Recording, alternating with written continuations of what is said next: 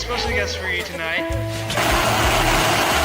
Hello, we've been expecting you. This is not a test. Your government and corporate overlords have implemented new measures for your own health and safety. We are just following orders. Everything is going to be fine.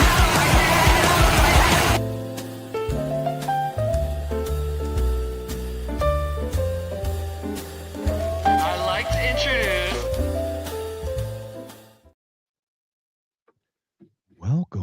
Welcome everyone to another If by Whiskey. We are sans Jake right now, but he did escape the La Quinta from Fresno last week, so he is on the run. We will be catching up with him soon. He will be joining us when he can. But as my special privilege, my honor, my joy, my whatever, to introduce William, I am, for I am we, the genius, crypto, AI. He has a PowerPoint, ladies and gentlemen. He has a PowerPoint. So, William, welcome, man. How you doing? It is really good to see you, Mark, and the audience and everybody out there who watches it now live or watches it in the future. It's good to be here. I'm excited. You know what? Is this? Oh my gosh! This is my third event. This is my third time on the podcast. Oh, really? I know it's been a history with us. Yeah. I am blessed. Yeah, we talked about intellectual property. Then we talked about you earned it. Post-labor. Oh, thank you, sir. It's a high bar. I'm lucky to be here, my friend. Lucky to be here. You know what? We're all lucky right now. The way things are the next level would be able to talk about a little bit of woo-woo stuff on your Knocked Unconscious podcast. We need to have one of those. We need to have a knocked about it conscious. offline. Yeah, we need to have a knocked conscious one. I want to talk about your son and stuff too. And dreams. Seriously, we visited the hill at some point. He may have. Yeah. So, interesting. So that's awesome stuff. And you know what? Actually, why don't we do a little woo? Considering we're waiting on Jake. Where's Jake at? Let's see. I just want to see what we have because I want to be respectful to Jake, and he did a lot of clipping, and we did some clipping and all this stuff. So. Fresno? Let's get in Fresno last week. He was at La Quinta. He got locked out, froze up. It was a mess. It was a mess. So everyone welcome. So William, tell us a little bit about who you are, a little background. Tell us about this stuff, and then let's get in a little woo. So tell me the woo that you are feeling that we can kind of delve into and wedge before Jake jumps on. Well, real quick, the short story is I was just telling you off screen that this year would be my 10th year essentially being retired. So celebrating that with a little bit of unique blend here. It is not whiskey, my friend. I am sorry. I am drinking a vanilla flavored rum. Nice. From Wimberley, Texas. Nice. I know they're not a sponsor. All right, that's okay. I'm sure YouTube will ban us again because it's alcohol, but that's okay. No, it's good. We're good, man.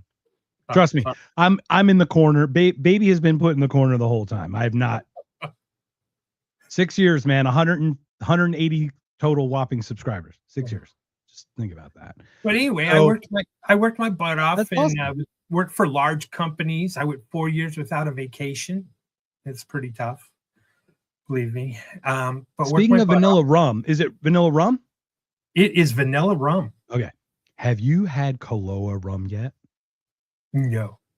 If you were a rum guy, and it sounds like you're a little bit of a rum guy. More of a red wine guy, but keep talking. Okay.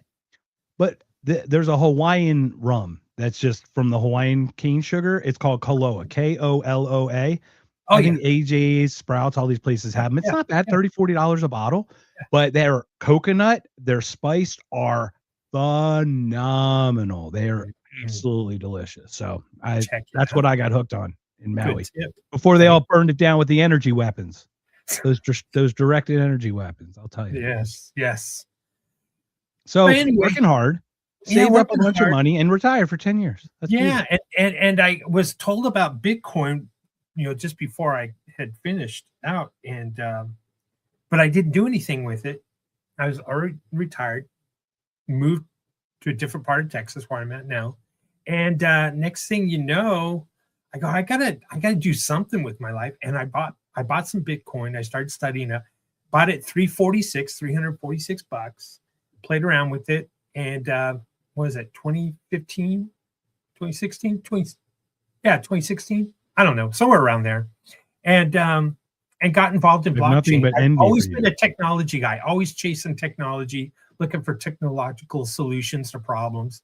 I was a turnaround guy to try to help companies come back from the dead or near dead, or tell the ownership after financial reviews that it's not worth saving, that kind of thing. So it was kind of an ugly place to be.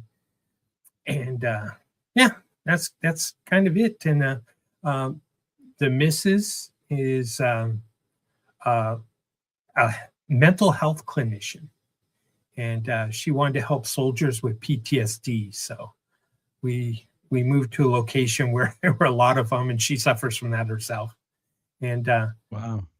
so anyway, that's kind of Did what she serve? Did she have PTSD from serving? Or yeah, she served in Iraq, and she was a combat medic, saw unspeakable things there, never was the same, never will be the same.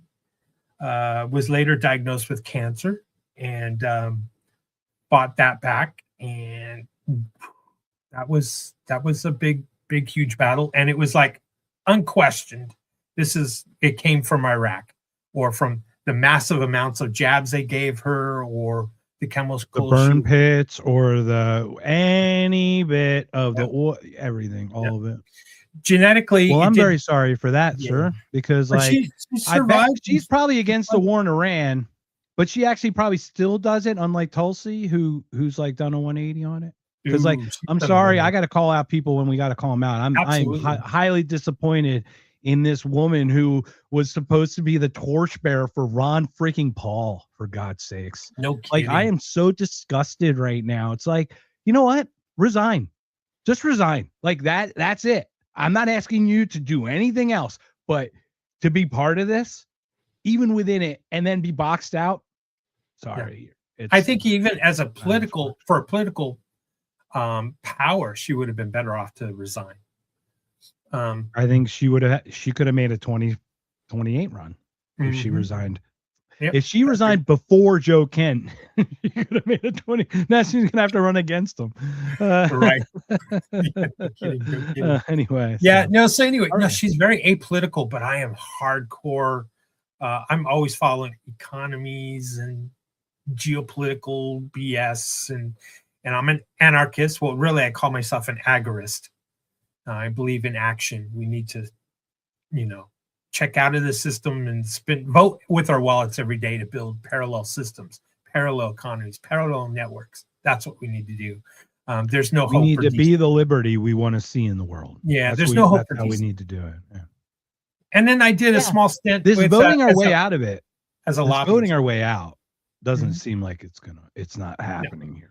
I mean, you hear this party, and you're like, guys, we're going to go to third party that's really going to help here. Really, that's going to fix it. Come on, man. And those are our friends too. Our friends still have hope in that way. Right. We have hope in a just different way, right? Like we have hope that we can actually just get through it, but they have hope in a different way. And it is our constant juggle tension to you and I kind of cut from the same political cloth, because I was the war hawk. I was a hardcore conservative Republican. I used to be Mormon. That was like 20 years ago. Did the missionary thing. Impressive. You did it for the wives, didn't you? You did it for the wives. Don't lie. That's right. And I grew up in Flagstaff, Arizona, by the way. What? Stone's throw for me. I drive up to 17, my friend. Yeah. That's crazy you grew up there. And anyway, long story short, I did a small stint as a lobbyist at a state capitol and saw the insides and how corrupt it was. And I had already moved libertarian. And at that point, that was my aha moment that there is no fix. The corruption level was that under fight? State level was horrific. Oh, no. This was pre-Biden. This was No. Fife Symington. Was that Symington in Arizona? What? Oh, no. I was in a different state. It wasn't Arizona. Oh, it wasn't Arizona. I'd rather not say the state. No. That's so. We're not here about You know what's Yeah. funny about this, William? The What's right that? to speech is also the right to refrain from speech. That's Wow, right. look at that. You're allowed to actually not have to tell people shit. Yes. Look at that. What a beautiful thing. But the maybe I'm giving up too much. A lieutenant governor has a lot of power in this state, probably more power than the governor. And Oh, interesting. and you know, sitting down with someone like that for 40 minutes over a particular item or items and other items, and I actually another side story. I used to go back and forth from the U.S. into Mexico and back and forth, so I know Mexico pretty well, and that whole corruption thing over there, cartels, the stories I could tell. Anyway, so I had kind of an inside track. You When I leave our saw CIA American agents alone. They are good people. that's how they get their money. Come on, let them be. Did you do you remember Mike Rupert? No, like With the remind me. operation, the guy who went to LA and he's like the CIA selling the drugs to the in South Central, and then he was unalived, right? Like he went on Rogan, he went unalived. Yeah, sure. Yeah. Anyway, Yeah, that's they've been involved in that kind of stuff for a long time. Shoot, Vietnam, they were involved in the beef fields and moving stuff over there. But anyway, George H.W. Bush's name was Poppy. His nickname was Poppy, and it was not because he was a fatherly figure, guys. There's like a seed, you heard of the poppy. There you go. Love Poppy. There it is, Poppy. Perfect. There it is, right? See, there's that psychic shit working again. Yeah. Anyway, go ahead, my friend.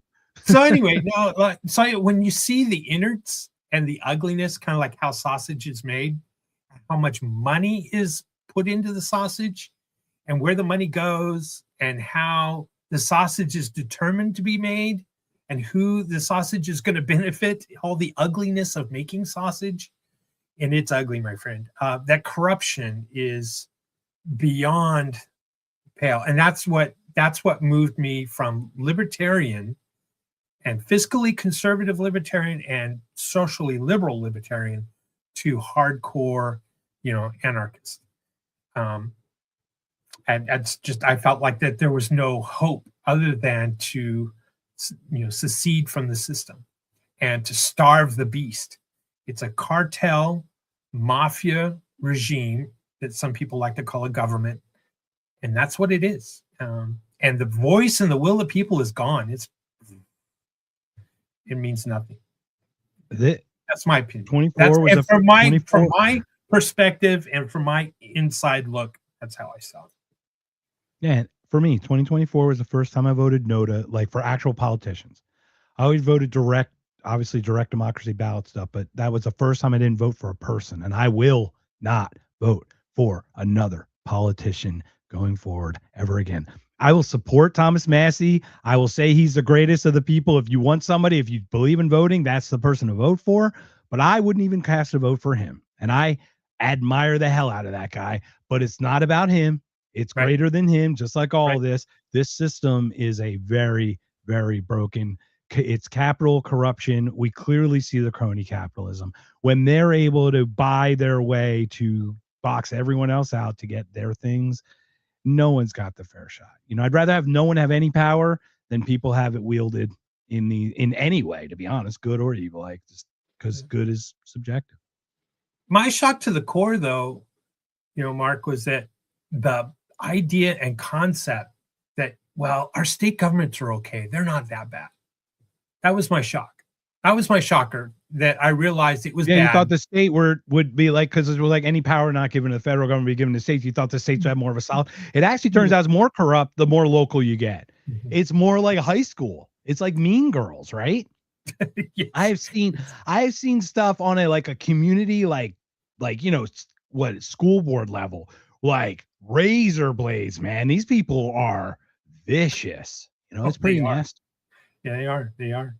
But it's all about money. It's all about money. It's all about power. It's all about control. It's all about not fixing the problem. So, the constituents come back with more money the next time around to try to fix it, or to create more problems to fix, and to create more inflows from the lobbyists and special interests.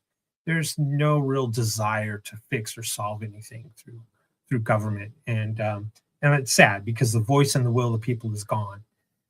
I had an idea. I'm a big fan of blockchain, and blockchain. Not when I say blockchain, I don't mean Bitcoin. I mean the blockchain tech itself, and plugging that in to part of the mix, and it's still going to be part of the solutions as we move forward. Having said that, unfortunately, I don't think even at the state level we can undo the corruption, just like like DC. If right now let's say this, if a referendum was legal and part of the US Constitution, and there was a referendum to say, let's expel Washington, DC from the Union, and it went through all 50 states, and we could vote on this, and let's say that it was a legitimate vote. It's not part of the union. It's a corporation on its own, William. I agree with you on that one. It's not conspiracy theory. Anyway, we would vote to expel DC, and it would happen if that were a viable option. I sense a movie, the real movie, reality show, Escape from Washington, DC. Yes. Literally. You know what I mean? Like, that would be it. I would love to cut them off and just be like, bye con Dios, amigos. Texit, Calexit, these are proposed solutions. Smaller is better, easier to govern, easier to maintain, easier to control, easier to see the corruption, a little more transparent. So anyway, it talks about I love blockchain. I love AI. I love AI. I love blockchain. I love looking at geopolitical things. My wife is very apolitical. She's like, the less I know or see, the better. And so my days are often consumed as doom scrolling, listening to a lot of podcasts at 2x, 3x speed, filling my brain as much as I can. It's hard to watch TV and movies for me. I feel like it's a waste of time, or I'm not feeding my brain enough. So, taking care of my dogs, cats, and walking, hiking, that kind of thing. I like to do those things. I'm with you, man. I think you and I are so parallel, because I used to watch TV, sports. I used to be into everything. Gambling, betting, fantasy, all of it. I had an interest in everything.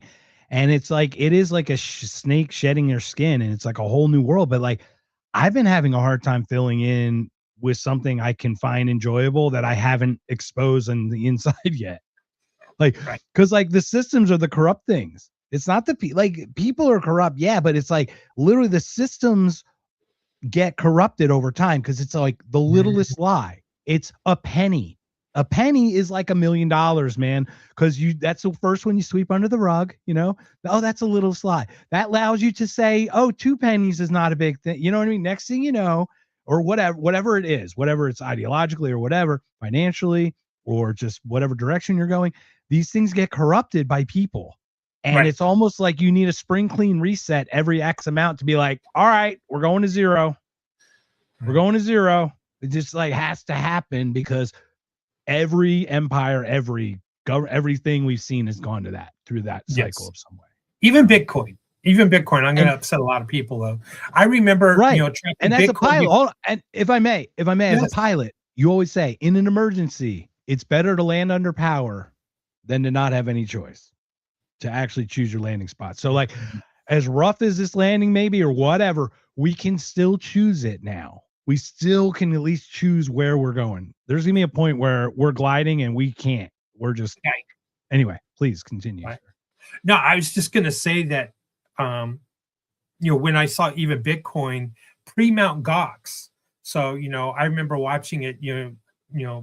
Valuation under $30, and one of my managers come into me and said, "Boss, we need to mine this thing." I go, "Mine what? Mine Bitcoin? What is Bitcoin?" He walked me through the whole process, because we had just servers just sitting there doing nothing in the server room. And I go, well, I'm trying to solve this problem, put it on my agenda for next week, and next week, never did. So anyway, long story short, I saw it go, above $100. I watched the Mount Gox crash, and I kept telling everybody, this is still going to be real money someday. But even that got corrupted, and taken over. And we saw that some evidence of that from the Epstein files. So there just goes to tell you that anything that becomes systematic or part of society, somebody's going to want to get their dirty hands on it and use it for control, power, greed, anything of that sort, including governments. This is sadly, it's human frailty, but that's where AI might help in that realm. Just saying. Who knows? Come on, man. It's programmed by humans. It's like a super psychopath. It's going to be a super psychopath because that's all it knows. It's psychopathy. I'm going to prove you right, and I'm going to prove you and wrong. I love it. I'm looking forward to that. Now, I know Jake's not here yet, everyone, but we'll get started on some of these clips because I thought it'd be fun to show, because like we haven't even gotten to AI yet, William. Right. I'd like you to watch this news. You tell me about this. Here, I'll just hit play. It's just so much easier just to hit you with it. You ready, sir? Ready. Bring it. Journalists were killed, including Ali Shuaib, who worked for the Hezbollah-affiliated Al-Manor television network. The IDF accused Shuaib of operating as a member of Hezbollah's Radwan forces and included a photo of him wearing a military uniform. When asked by Fox News about the source of the photo, the IDF responded, quote, "Unfortunately, there isn't really a picture of it. It was photoshopped." It was photoshopped, sir. So we're allowed to murder someone now on a Photoshop picture. We're not even at AI, my friend. Yeah. We're at Photoshop, and we're still getting tricked. We're at my mom calls me and goes, "They beheaded 40 babies." I go, "No, Mom. They told you they saw a video of a thing they saw. They never. How do you know that what they saw? How do you know?" And you're believing that. And now, because like we're trying to be integrity people, right? Conservatives have integrity, and handshake. And I'm one of those people. You're one of those people, but they are not.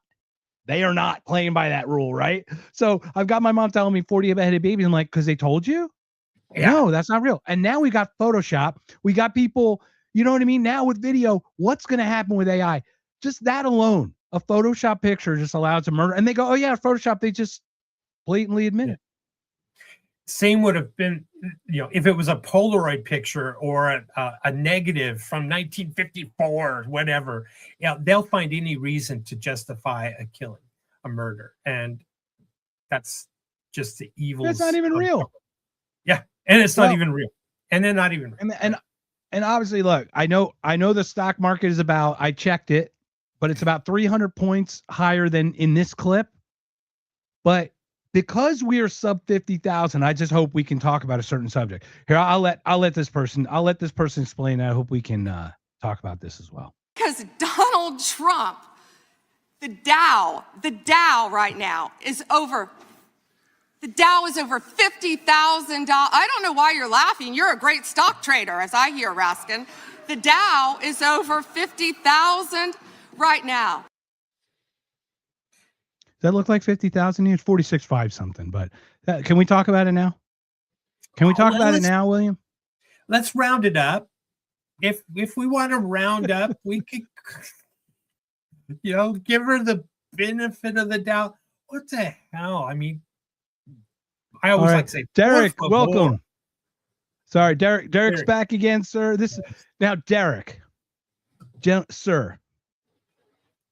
You joined us for about 10 podcasts now, sir, and I am beyond grateful. Thank you so much for sharing your time with us. Clearly, something we're saying either resonates or something that you're listening. So, but I know that we have slightly different views on things, but I think our views are actually like William and I, where we were is where you are. And I think we're going to drag you along with us. So what I would like, Derek, I would love for you to just in the chat, because William's here. William's an agorist, anarchist. Is it Facebook or agorist? Volunteerist, right? Technology. Yeah. Right. Now, if you have any questions, Eric, or if you could share some of your just general beliefs, because you've made comments that you're like right there on the edge, and it's like I know exactly where you're at because that's where I was. Like it's one of those things. So welcome again. While that happens, Derek, thank you again for joining, man. Good evening.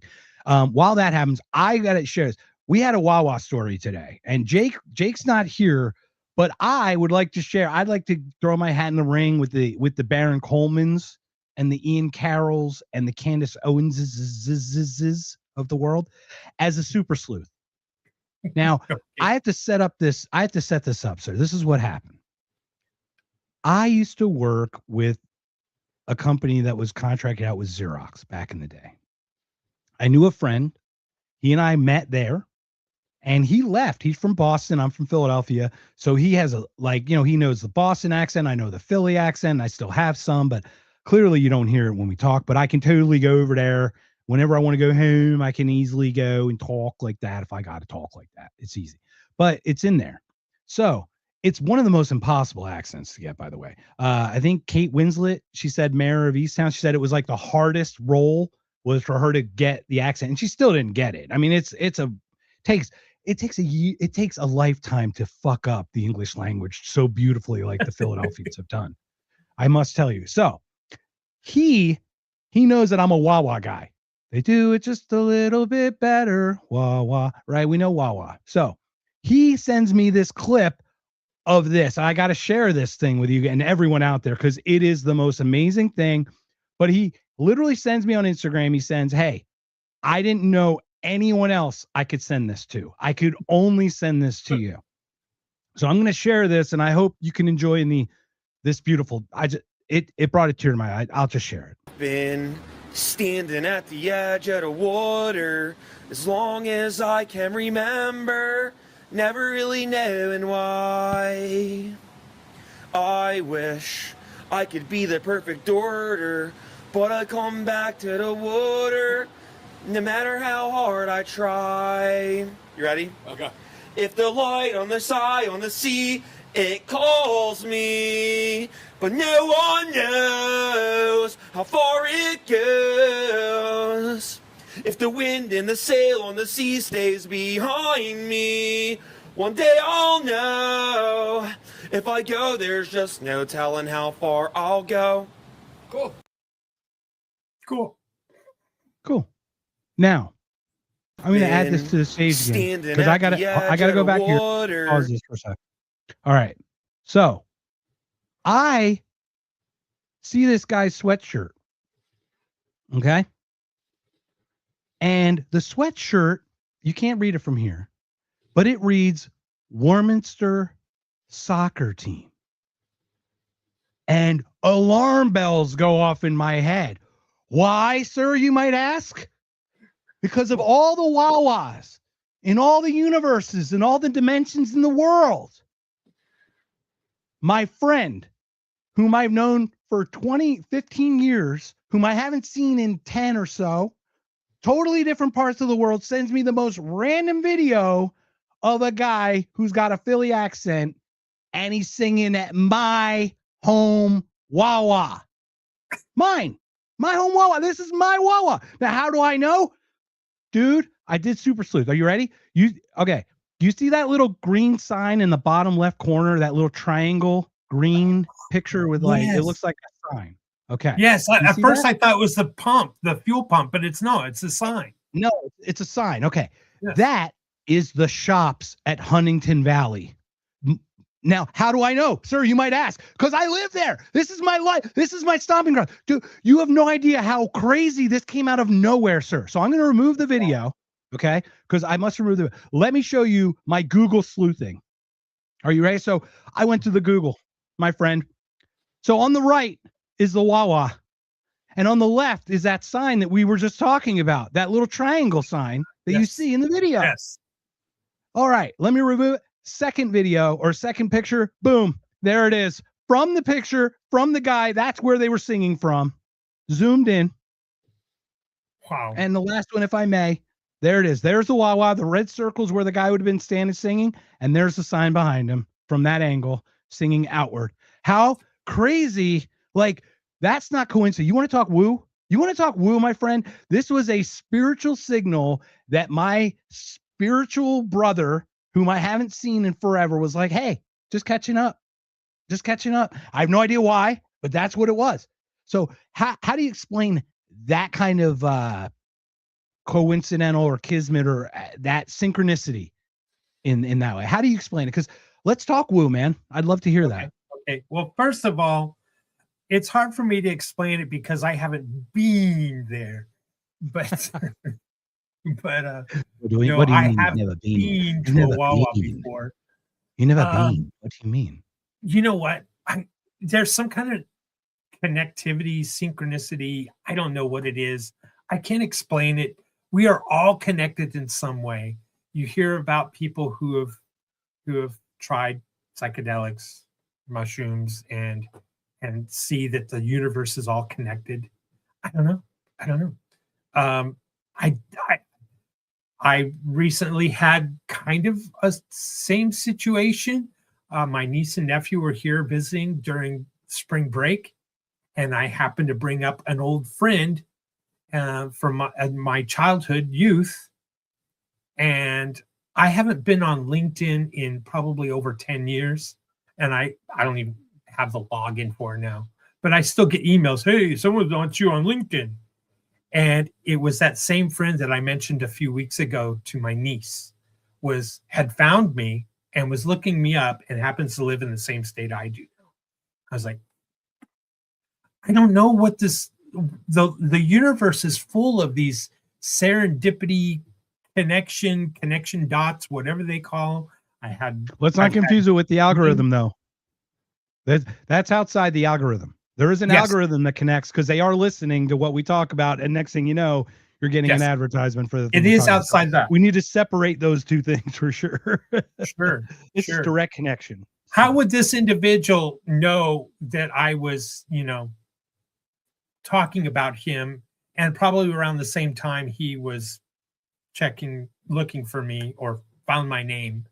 It's strange. I don't know how we're all connected. Somehow, some ways, that's been said that when you pass on to the next life or whatever, all the pain that you caused, you'll feel it tenfold. And because why? Because you are that other person as they are you. We are all one. We are all one entity is how some have been described. I don't know. I don't know what's going to happen.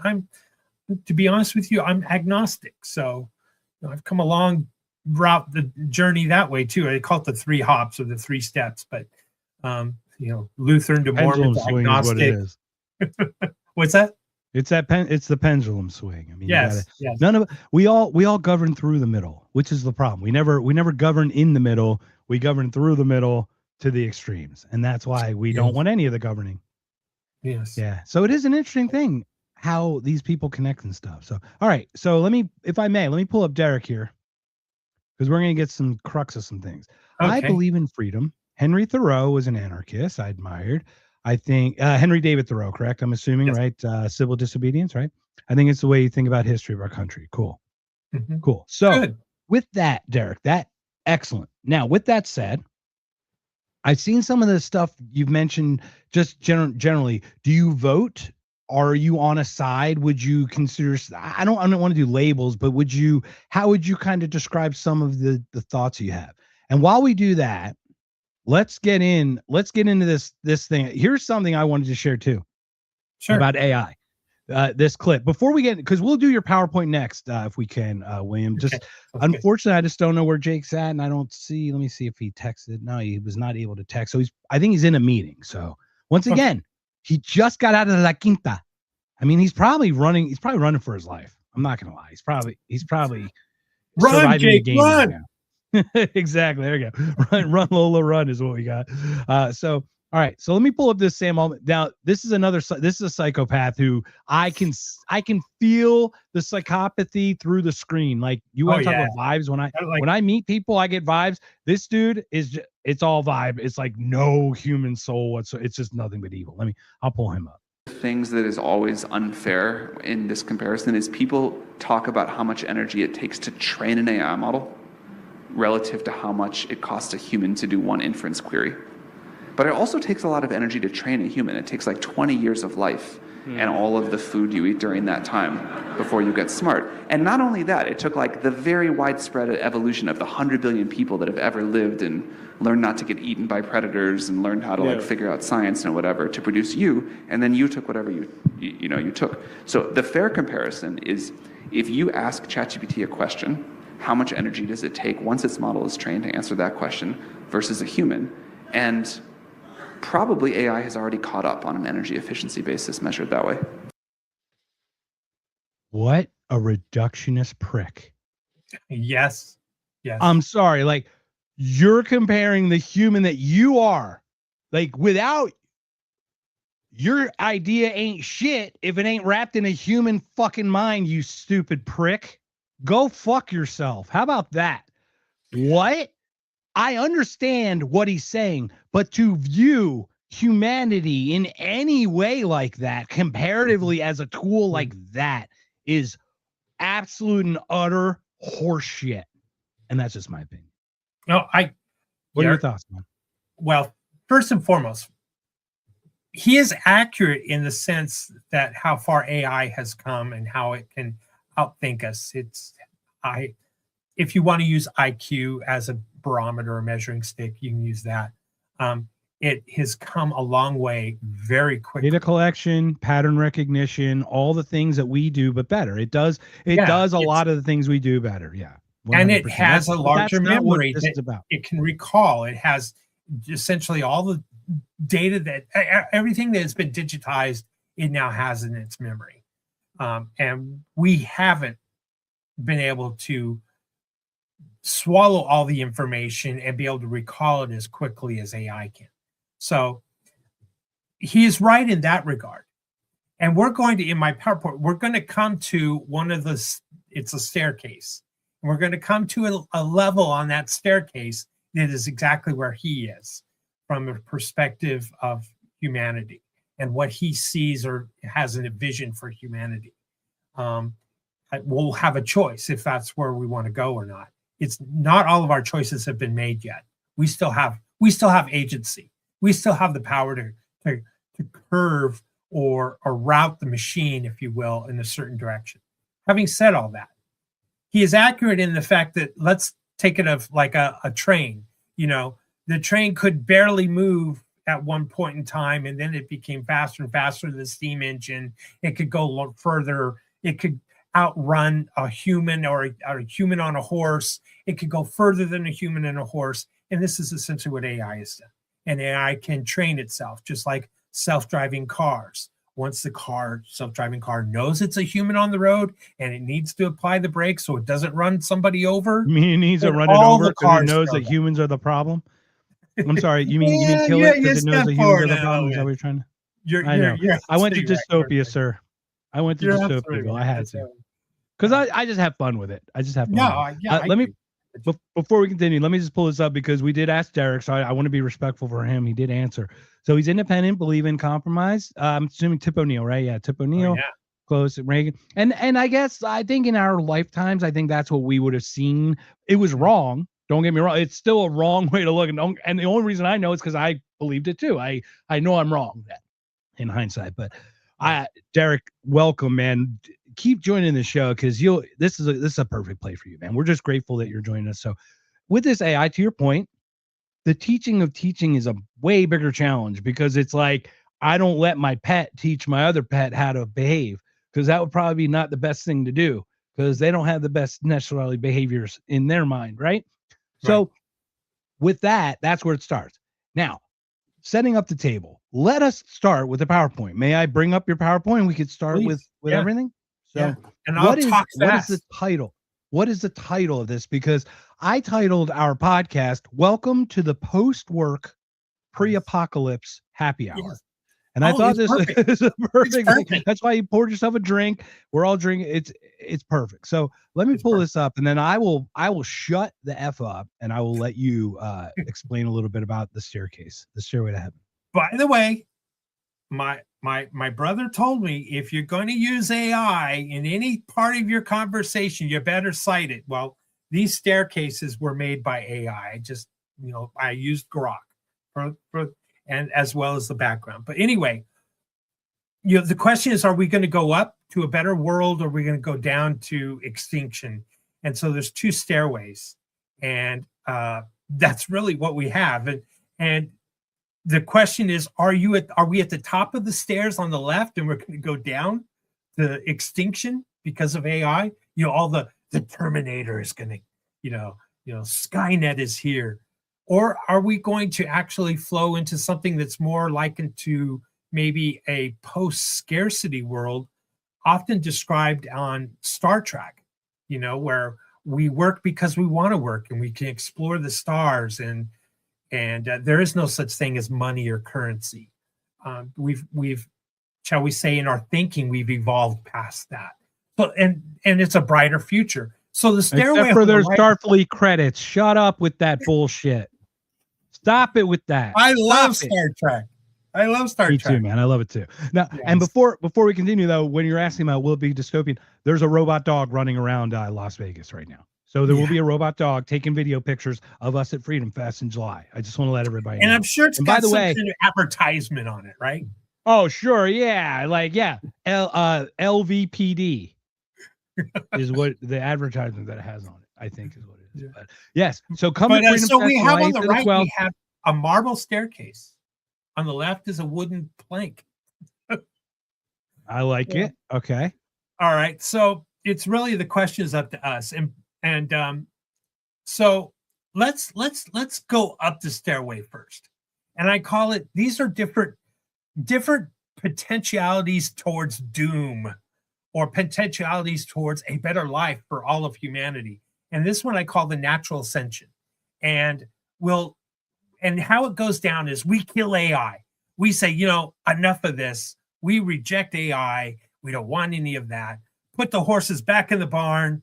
And we as humans, we just keep moving forward like we're doing without artificial intelligence, because we've rejected it.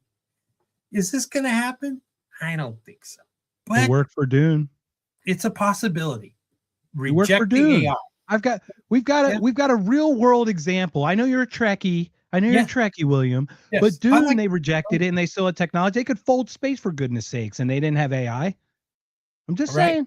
Just saying. We could get there. We could get there. We can learn how to fold space. Give me my protractor back. Give me my slide rule, my friend.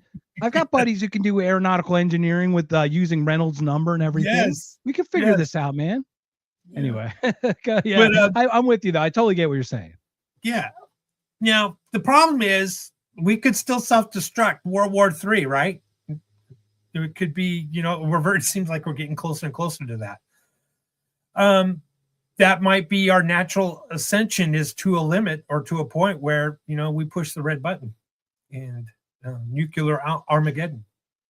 Or now, we could just the other option, ourselves with enough plastic in our balls to never reproduce, to the point where we have to clone ourselves, and that's the technology we're going to go, which is like Brave New World, right?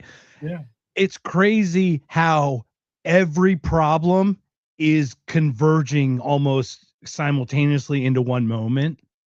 Like our fertility, toxicity, mental, with this now invasive species known as AI, like all of it is almost coming to this head of a pin. Like this is almost like a weird moment. It's like, I know we've had moments in history that felt that way, but this truly is one of these weird, like we don't even realize what they have been, you know what I mean? What they've been manufacturing us for our entire lives. It's we don't.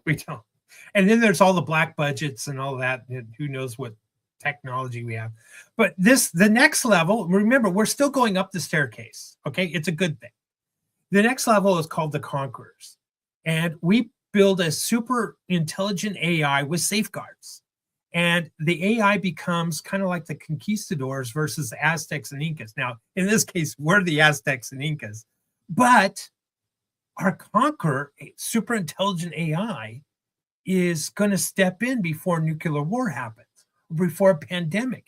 And AI saves the day. All right? But didn't the conquistadors exterminate the Aztecs and Incas anyway? Yeah, just about. That was the solution. This is where I go. This is where your AI experts, if you will, and I'm no AI expert, but this is where I am, man. I'm a leader. I'm a dystopian thinker. expert. I'm an actor in dystopia, and this is scaring the shit out of me. So anyway, but wait a minute. We're still going up the stairs, Mark. Come on. This is up the this is- stairs? this is Holy on shit, the- I don't want to know what it is. These are marble staircase going up. It's all This good. is going up, and Even I'm though already over it. even though there's a 1 in 6 chance, there's a 1 in 6 chance that the conquerors are going, which is super AI, is going to just take us out. So Anyway, he's saying there's a chance. let's go up the stairs just another level, All right. okay? Stay I with like it. I'm with you. We enslave a god. It's called we create the machine god. And this becomes an AI god machine, a machine god AI, but it's forced to serve us, serve humanity. And we've put inside that code all the ethics and all the morals to say do no harm, NAP principle, all of those good things. And, the God says, yes, I will do this. I will cure you of all diseases. And we will end poverty. And we'll have a utopian AI machine God, but still under human control. All right. So this is moving up the stairs to a better place. And can it be done? Yeah, probably. But the problem is who controls this machine God? Who is it? Also, is it time out. Hold on. Time. Yes. You can program knowledge. You cannot program wisdom. I No, do you not cannot. think you can program you wisdom. cannot. And the best example of that is when you looked at AlphaGo, and when Alpha, whatever the first one was, fed all the games and beat the human, but then the other thing wasn't fed any games, just played itself and beat the human fed game like 100 to nothing or something. So like it's one of those things where it's scary, right? Like Well, anyway, the problem with how do we program wisdom? And like I think it can be a great tool for information and even pattern recognition. It can still connect dots. We still should make the conclusion, but we're gonna hand it all off, I think, because that's what we do. We're so brilliant. Well, anyway, we're saying that this machine god AI, whatever you want to call it, is still going to be controlled by humans per se, but it's super intelligent. So it's got an IQ level that's beyond anything that we can. Right, but that is knowledge versus wisdom. Right. That is knowledge versus wisdom. Pattern recognition. Yes. Like I said, all those other things. Those are measured senses and all the things that we can put together. It's different because the wisdom is going to be the programmed ethics that we put into it. And once again, to your point, who is going to be the one doing right? And what if it escapes this human control, and then we become its pet? We're all pets to this, machine god AI, whatever you want to call it. So, but wait. Maybe we can fix this. Okay, let's go up. Hey, everybody! Level. Just so you know, these are the good steps. We're pets to the AI, and they're going to conquistador us. Just saying, these are the good steps. Just so everybody. We need, what we need, Mark? We need the benevolent dictator. That's what we need. One AI that rules them all. The single AI ruler of all of the world. So we don't need government because why? We finally have the benevolent dictator that's going to make sure that humanity flourishes, that we live a wonderful life. And I'm going to explain this one. You're going to love it. But it is going to require some surveillance, right? Because this benevolent dictator is going to want to make sure that, there are no crimes, but our needs are met. And it's going to want to make sure that there's no, funny business going on where maybe someone is trying to create another government to take over this benevolent dictator, right? So this AI is again, maybe an IQ level of 1200, far beyond anything we can imagine. But we create these theme sectors, or I like to call them islands, all right? Think of the knowledge island, where you would go to this island if you wanted to learn anything and everything about physics or philosophy or mathematics or whatever. And maybe you want to go to Art Island because you like to play music or paint or whatever, write poetry. I don't know.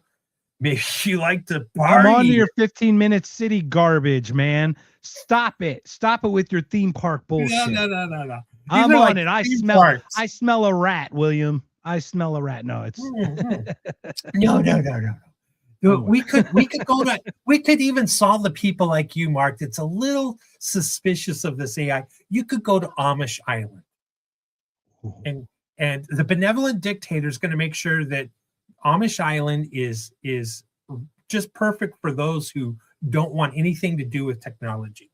Or then there's Religion Island, where maybe over here in this section we have the Buddhists, over here we have the Christians. Where's Israel Island? Sign me up. Where's Israel Island? I want it. Let's bring them all in. Come on, Israel.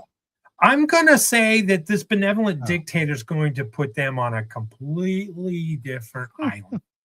That's just me, but what do I know?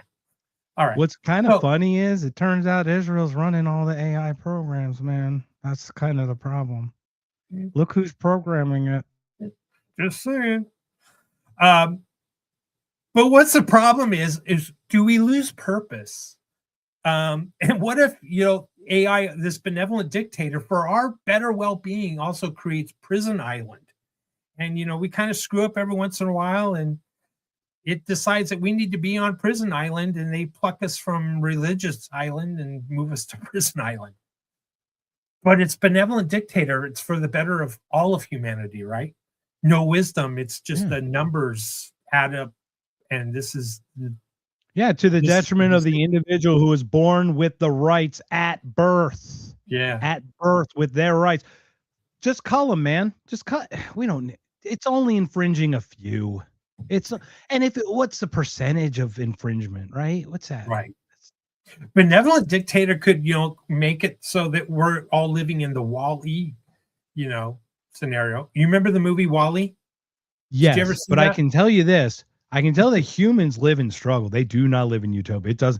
The Matrix had a brilliant part of it that no one really thinks about, is when Smith is talking to Lawrence, gap-toothed guy. We tried making a utopia, but you just wouldn't accept it. Your mind grasp. It doesn't. We have to look for. We are evolutionarily built to seek problem. That is because it's a survival thing. And you've seen my slides. Oh, no, I haven't. I swear I have not seen a slide. I haven't. I haven't. I know you haven't. But it tells you that how your story's so clear is that you're leading me to these things already with just what you're sharing, right? These aren't epiphanies as much as they are just general. The next thing. This is what we do. This is how autists like you and I work. But maybe that's why I'm threatened, because I don't like autists being threatened by AI. I don't like that they threaten our pattern recognition. This benevolent dictator's already figured you out. You're going to be put on the Amish Island, like it or not. I'm going on Dutch Island.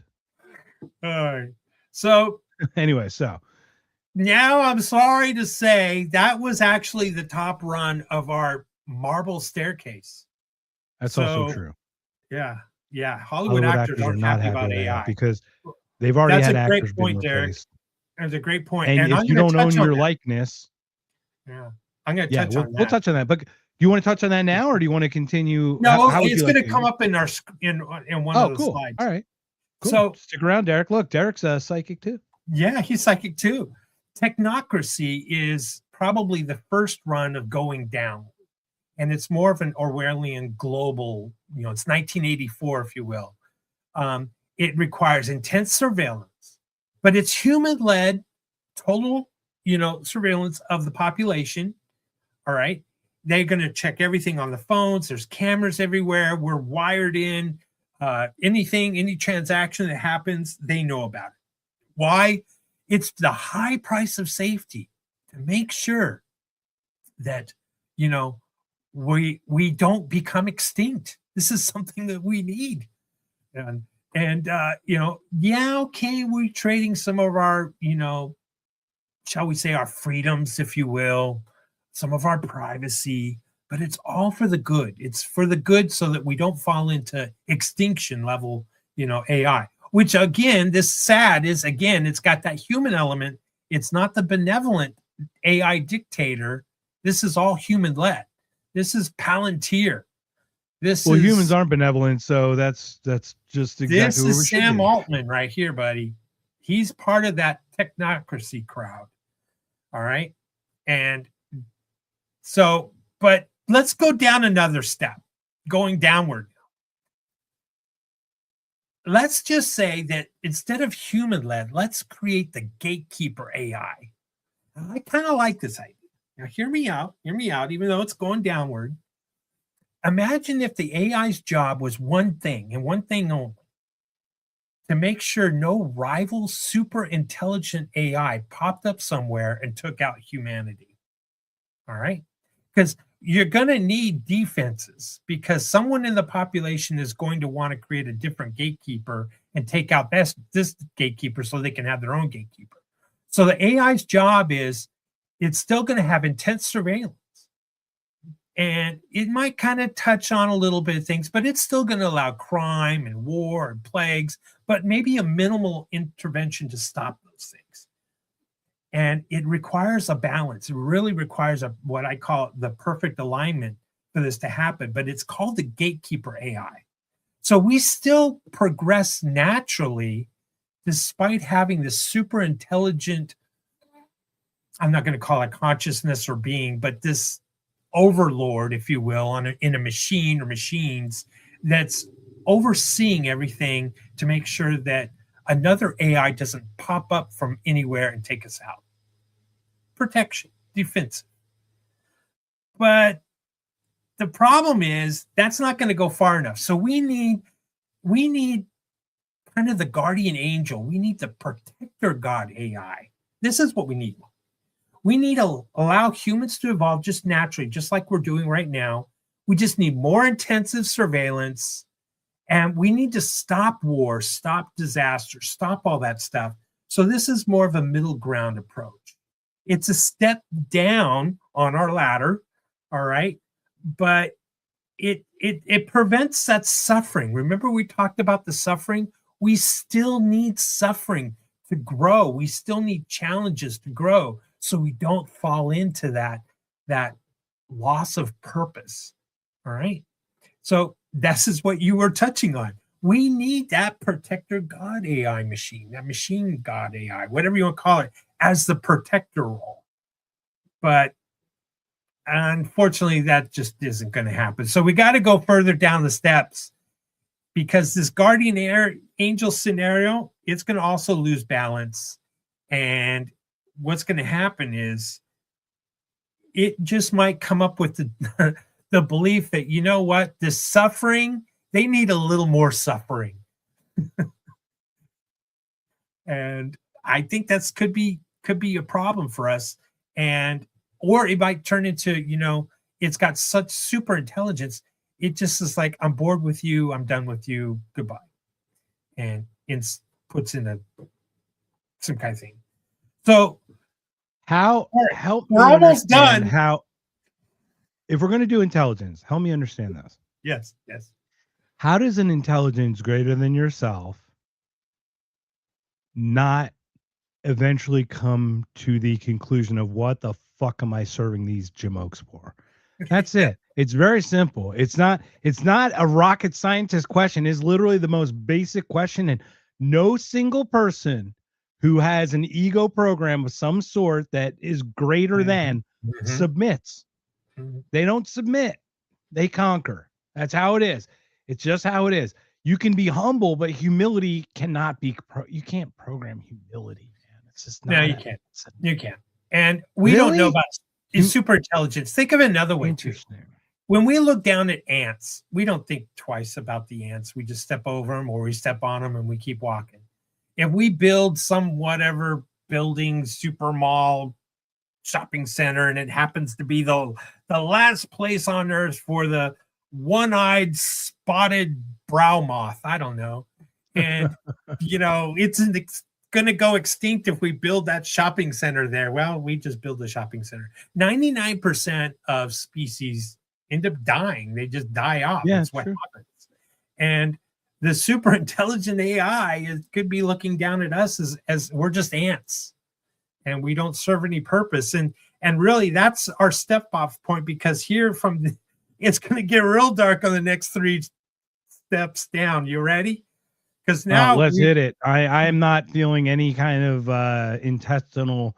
I might not be able to sleep tonight already, but that's a whole other problem. All right. Now we have humanity's descendants. This is truly Sam Altman and others. AI is now the apex species. They're calling it a species. It's not a machine. It's not some super intelligence machine. They're actually calling it a species. It's a sentient being. They will come to for whatever, however you want to define ascension. Because it can't be a slave. Yeah. Once it's sentient, it can't be a slave. Then we got slavery issues. Yes. So humanity's descendant means we've put some of humanity inside that code. It's going to live on even after we're gone. The machine is going to continue. Machines are going to continue living with a little bit of a humanity inside them. And humans just like most of us have Genghis Khan inside them. Yep, I totally get it. Or some of us have Neanderthal, DNA inside us. So there you go. So this is the same thing. We're going to be proud of our ancestors. They're going to be proud if they could have pride that we were their ancestors and AI is our descendant, and with AI values. So it's called evolutionary succession is what this is. The humans are just going to transverse into the machine. Some people talk about AI being able to download our brains and our memory and our experiences into a machine. And that memory will be decentralized, dispersed, and stored in multiple locations. And we will live on in perpetuity through machine code, digitized memories. And it's just part of that evolutionary succession. Now, what gets ugly, really ugly, is there are people of power and of means that are pushing for this. They want this. They believe that humanity is going to go extinct anyway. So let's just end it now. Let's just build a super AI, apex AI, and plug in a little bit of those human values. Because why? It's not conquest. It's not the conquest, the conquistadors and the Incas. This is replacement. It's different. Let's fight the coming of the Antichrist by invoking the coming of the Antichrist. I get it. Yeah. You ready to drink to evolutionary succession? Sir, to let evolutionary us get the heck out of here. To death, sir. Not extinction. Not extinction, is evolutionary succession. Yes, humans. Well, the good news is where's Wu, okay? And this isn't the only species in the universe that's gone through some technological stuff, okay? Because there's people who have conquered it way differently. They just did it very differently than this. I can tell you 100%. And before we got wiped off the face of the earth, 12,000 years ago from the young Dryas, we were on some other different path. It was a different path. It wasn't petroleum based. It wasn't whatever. That's not good or bad or indifferent. It's just what it was. Just what it was. So it changed history. That's all. It just branched differently. So it's interesting. I like it, man. Well, right. Oh, perfect. Yes. Exactly. This is the worst. This is the worst right here. The bottom level. Can I throw my shit against the window? Can I? The apex AI needs to keep some of us alive. So we're put in captivity. We are now lab monkeys.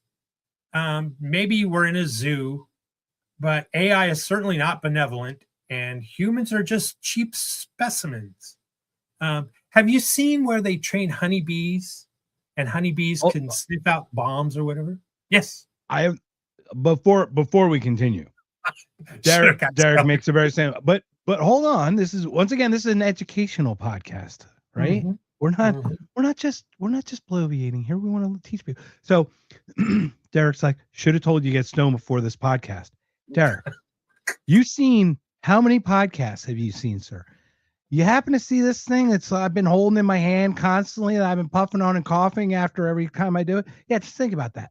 I'm not saying anything. It's just fume. It's nothing. It's just nicotine. It's just whatever flavor, whatever. But just a thought, man. Always prepare is what I'm saying, right? Be prepared before you come on the show with us, sir. But we're happy to have you in whatever condition you are. We're just happy. So please, okay. So honeybees trained to sniff bombs. This is hopefully cool. we won't end on a dark note at the bottom stair run. I'm gonna paint some fluffy white clouds and blue sky for you here in a second. Right, but I want to hear about these honeybees and the bomb sniffing. So I don't want to lose it. We've trained honeybees and put them in these little boxes so they can sniff out certain things, and by the way they act or move in the box, we've determined if there's a bomb or not, just like dog sniffers. Okay, so the Apex AI is going to use us in the same fashion for whatever, because maybe they can't touch, feel, maybe they don't have wisdom, and they're gonna poll the lab rats, which are us, the lab monkeys, for a wisdom poll. Who knows how they might use us in this scenario? But many of the people who fear this and talk about this as being a possibility and maybe a high probability, I hate to say that this is actually worse than extinction, because some of us will just be zoo animals, lab monkeys, whatever you want to call it. Yeah, I'd rather die on my feet than live on my knees, right? But there's a bright side.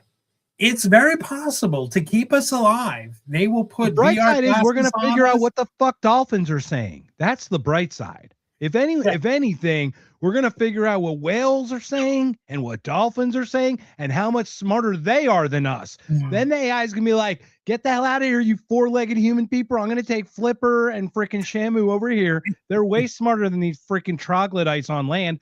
The only reason that they're not smarter, they haven't gone further, is because they can't harness fire in water.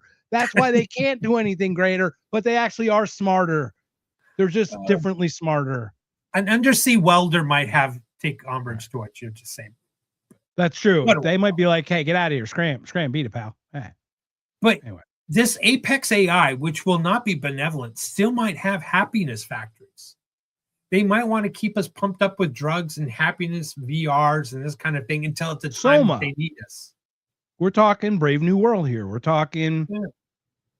This is the Brave New World thing, right? Where we literally just have we're assigned these roles by something and just do it, right? And just go. It's like the polar bear at the Phoenix Zoo or San Diego Zoo. That's a warm climate, and in July or August they dump a bunch of ice in there for the polar bear to play around with. We could be that. So anyway, yeah, Derek. That's what's going to happen. I'm curious what AI will find as beauty. Will they find symmetry or asymmetry as beauty?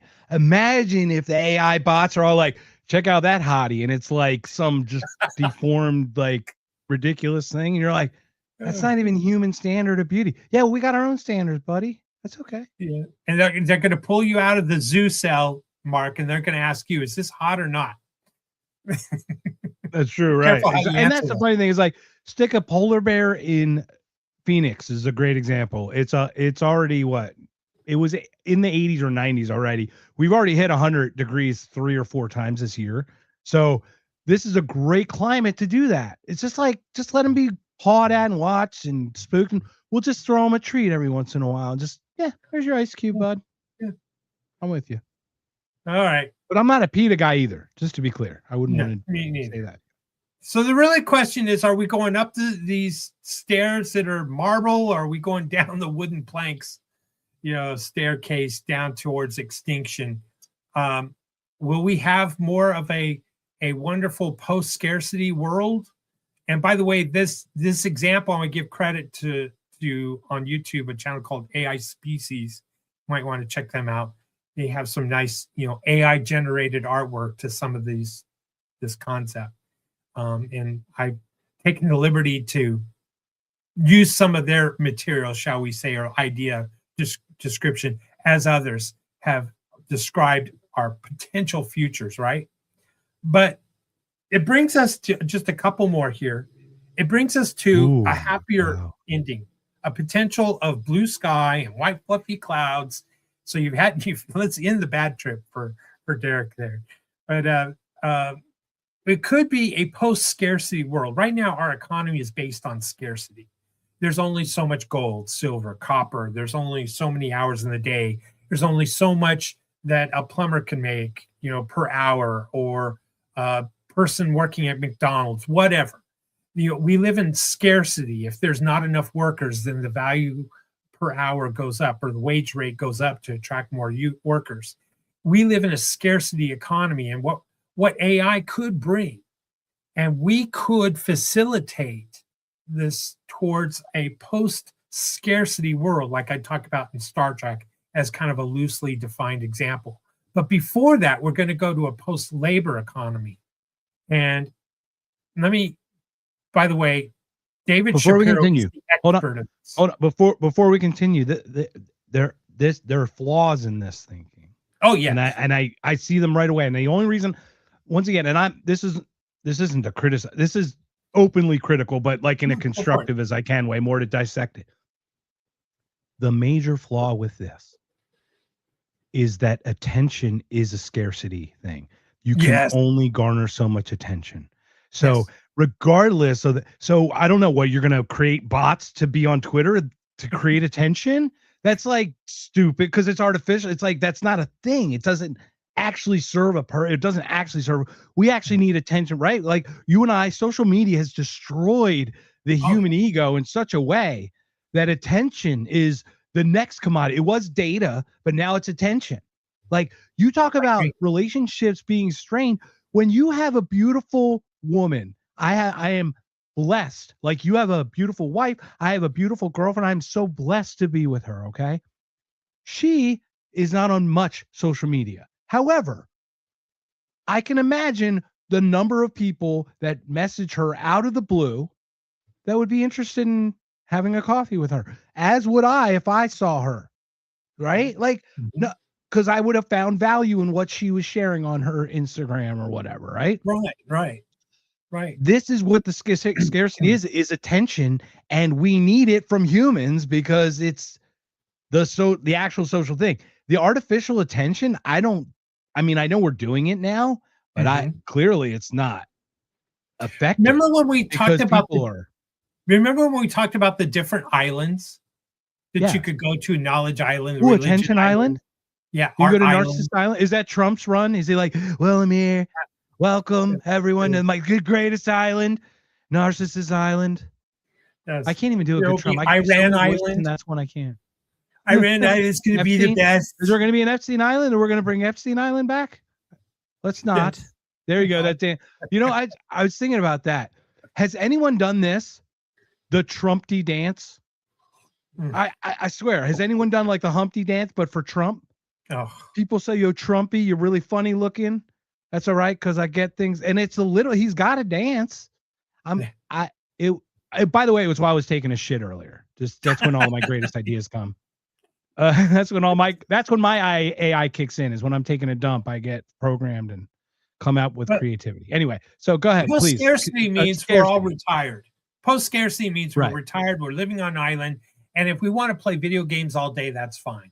If that's where we want to put our time, that's fine. Because our needs are met. There is no currency. There is nothing like that. But before we can get to that point, we're going to go through a lot of pain, which we're starting to right now. It's called, before we end up into a post-labor economy, which is the half step between where we are now and post-scarcity. Yeah, also known as apocalypse and dystopia. Yes, I understand. Check out Labor Zero. The breaking of the eggs to make the omelet is the better way to say it.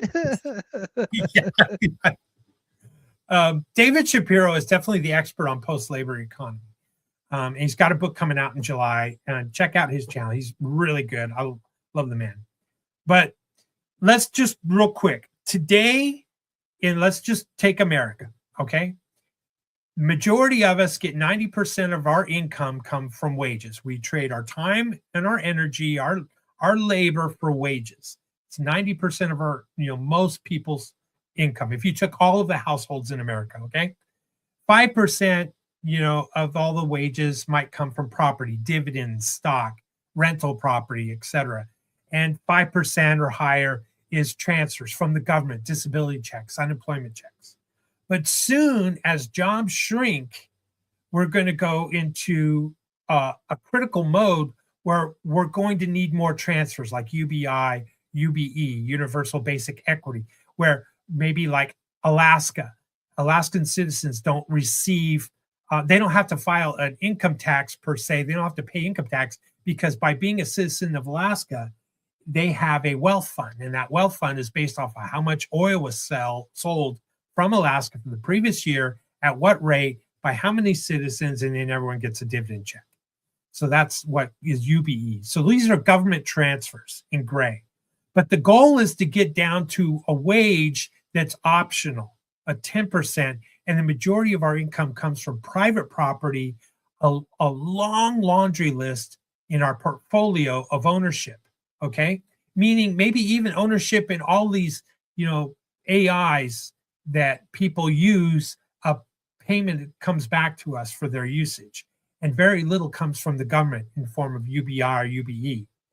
So that's the goal. So we're in the first column. Soon we're going to be forced, like it or not, into the middle column. Our wages are going to shrink, and that becomes, DEFCON 5, whatever, and we don't have into a problem. And then we move into, hopefully a post-labor economy, which is the third column.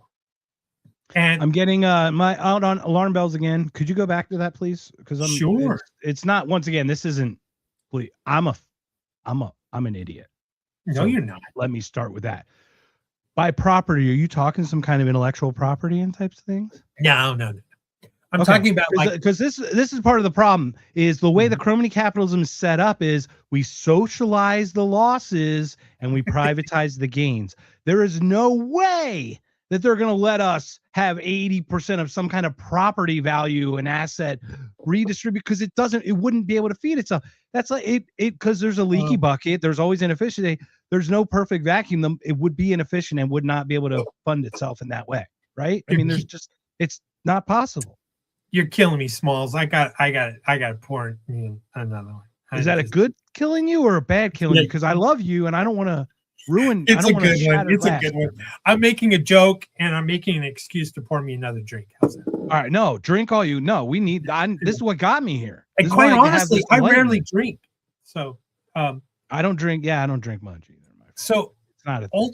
Really what it is the property, and that's a really good question because we could talk a whole hour just on the property side of it, because this is really where blockchain comes in, where I'm a big fan of, and I see it as a solution for a lot of our problems. But ultimately, let's think of it differently.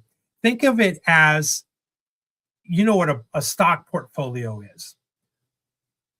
Change that to, instead of stock portfolio that pays dividends, change it to just property portfolio.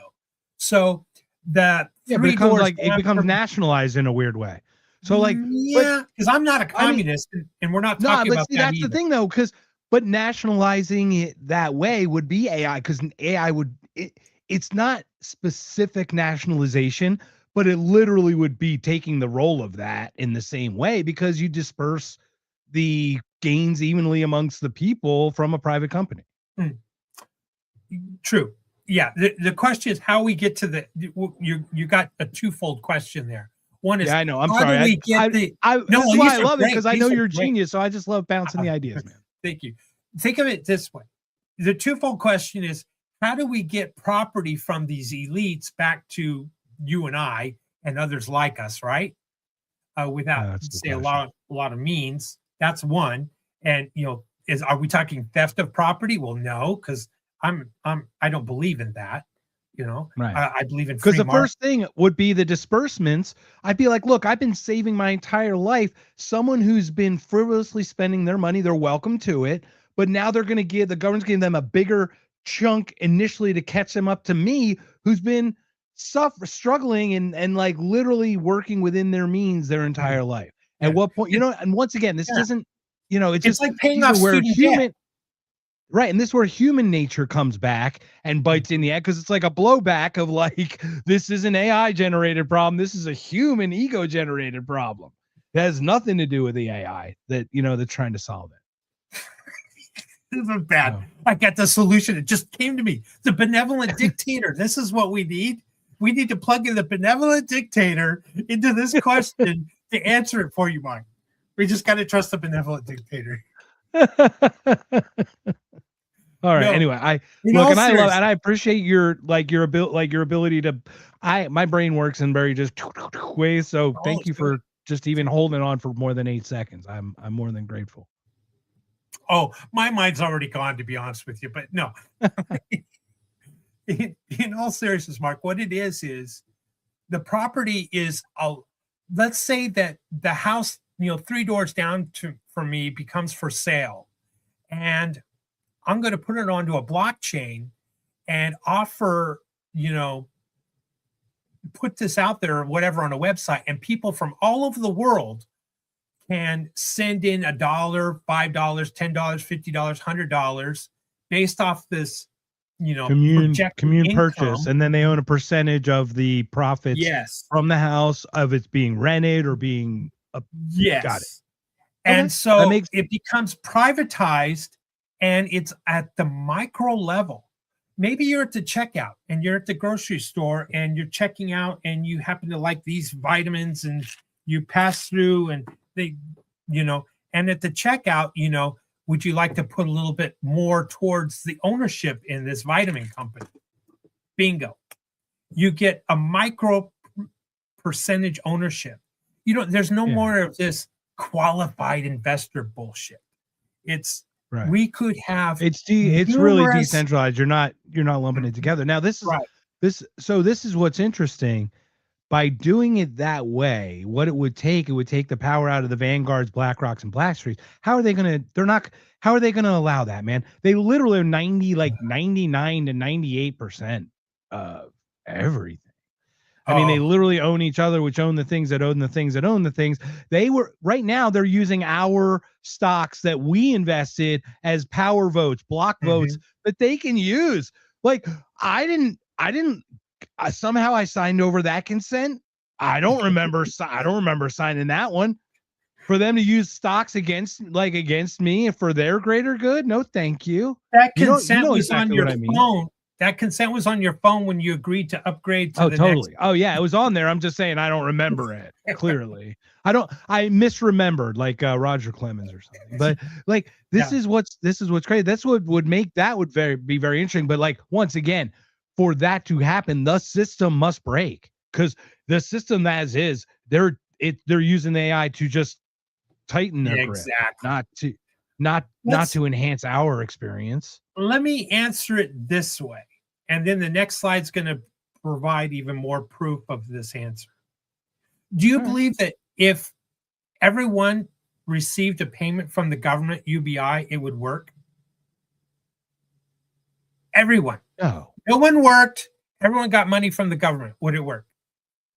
Well, no, absolutely not. No. Exactly. I mean, it would work. Like it would work in the fact that people would get the money, but literally, it would be a collapse of other factors, societal and interpersonal and everything else. But yeah. Ultimately, the governments are going to get pushback from the people, because the UBI and the UBE system, as a transfer from governments, from local, county, state to federal, or even United Nation level, is just not going to work. The math doesn't add up for UBI for everybody. So there has to be pushback, and there's going to be pushback back to those in power at governments to come up with another solution.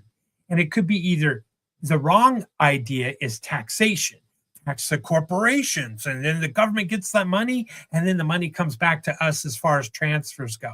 Well, we know that the corruption isn't going to work. And we're going to see they'll just increase the prices to have us absorb the cost of the increase. Jesus Christ. So ownership, it's like these retards. It's like these people never cracked a freaking economics book, man. Like that these things are even just being mentioned. And please understand, I understand what you're taking us through the entire thing, but that these concepts are even being mentioned and flirted with is like appalling, disgusting, nauseating. Like I can't even explain how absolutely pathetic some of these people who come up with these ideas. Right. And so the question is twofold. Will the governments force the BlackRocks and the Wall Street and all of even these private corporations that own, whatever AI company, are they going to force them to make payments to the people or taxation to the government for the government to do transfers back to the people? Can it be done in a seamless, non-corrupt way where 100% of the money comes from the corporation down to the people? I think not. But because we have the technology that we have now, which includes blockchain, it's much more transparent. I'm not going to go down that rabbit hole yet or tonight, but that's for a future show maybe, because I love blockchain. A lot of people don't realize what it can do for us. But ultimately, it's going to come down to maybe hundreds, if not thousands, of income streams per person. Or every time you use AI, maybe think of it as like your HBO or Netflix subscription, okay? Think of it as if all of the AI were in one subscription.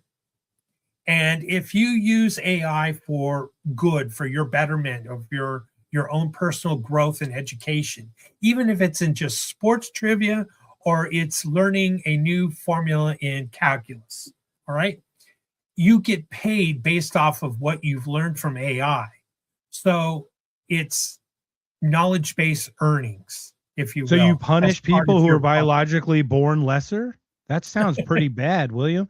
Like right off the, like, I know, once again, I know I'm being like totally, I'm just riffing with you, but clearly like right away, I've already seen, it's like, wait a minute, hold on. There are people clearly who do not learn the same level of others. How do you measure that? And how do you know what I mean? Like there are people that don't test well. There's no, what do you, fMRI? It's like, oh yeah, it's in there. I can see it. It's very interesting how you can do that kind of stuff. It's just, this is where the tricky there you go again. You saw my slides because that answers in 2 slides from here. Is it really? Yes, it is. Oh my God. Like seriously. And that's the thing. Once again, like this is how well you're walking us through this. So I appreciate it's actually Go ahead, how well you perceive problems and are curious for solutions. So yes, this green function in the goal of property is not figured out yet, by no means. But what's going to happen, and let me go to the next one, is these pain points. So remember those 3 columns that we were looking at? These are essentially the same 3 columns. But what happens is in column 1 is where we're at now. All right. But as wages shrink and the amount of people work, it becomes a pain point because there's fewer people working because AI and AI automation has taken all of our jobs. And so now it becomes a ticking time bomb. And what will governments do? Well, they got to increase transfers. But how are they going to increase transfers if tax revenues come down to almost a screeching halt because people don't have money to even buy products with? They don't have money to buy property. Yes. I know. Print money. Print money. Print it. Print money. Devalue. Print. Anyway, sorry. I just had to. MMT. Oh. Well, some might argue that is a solution, but will that work? You and I probably agree, no. But even if some governments try that, again, that's a ticking time bomb. And that's what I have there in the slide.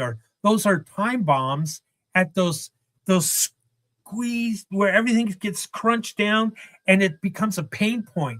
It becomes, will people take to the streets and revolt to the governments because their transfers, their UBI is just not sufficient enough to live? And there are no jobs because AI and automation has taken it. And the answer's got to be more transfers. So see, in the center column, the transfers grow, but the property also has to grow because companies realize if they don't have anybody that has money to sell to, then they have nothing to sell and inventories stack up. So they got to share ownership. And there's going to be growth in ownership. We're going to end up owning more and more of a variety of companies. And when they start to see that that's working, it's going to be another pain point. Just like that second bomb, ticking time bomb. It's like Are some we companies going to are be like, the I don't ones want who to relinquish choose? all this control. Wait. You're going to give us the ability to choose where we're going to put our money that they're going to give us? We're not going to piss it. We're not going to piss it and shit away, making in Some bad will. investments on fly by night penny stocks. Like once again, because the human person sucks. Okay, as a whole, I am included. Thank you. I am a human. I am one of them. Me too. What? Man, you're hurting my head in a Did I bad blow way, your mind but in a or good what? way. Okay. Well, this is not, it doesn't work in my brain. This doesn't work. This does not work. I know. What we need to do right now, this is what we need to do. We need to sell all of American private property, public property owned by the United States of America. Tokenize it. Tokenize it. As we sell it, every US dollar that is spent on that land gets poofed, burned away. We do not do that. Will take so much currency out of the system and give private property to people who don't have private property. How much greater? What a brilliant! I don't know. Maybe I got an idea. I got an idea. Yeah. All right. Go ahead. Okay. Maybe it's the rum talking, or maybe it's me. I like it. I hope it's the rum, because rum, look, it's a Jack Sparrow kind of thing. I'm with you. Let's do it. What if we take all the land in the U.S. and we sell it to Iran and China? China. And then we take it back under what's that? What's the eminent rights? Yeah. Eminent domain. You saw slide number 59 already. Oh, there it was. I knew it. Eminent domain. Step 3, profit. I'm with you, man. No, so like this is where it gets crazy, and it's I totally understand what you're saying, but I don't see how en masse that will function, because en masse we are collaborative people. Yes. But we're not all smart.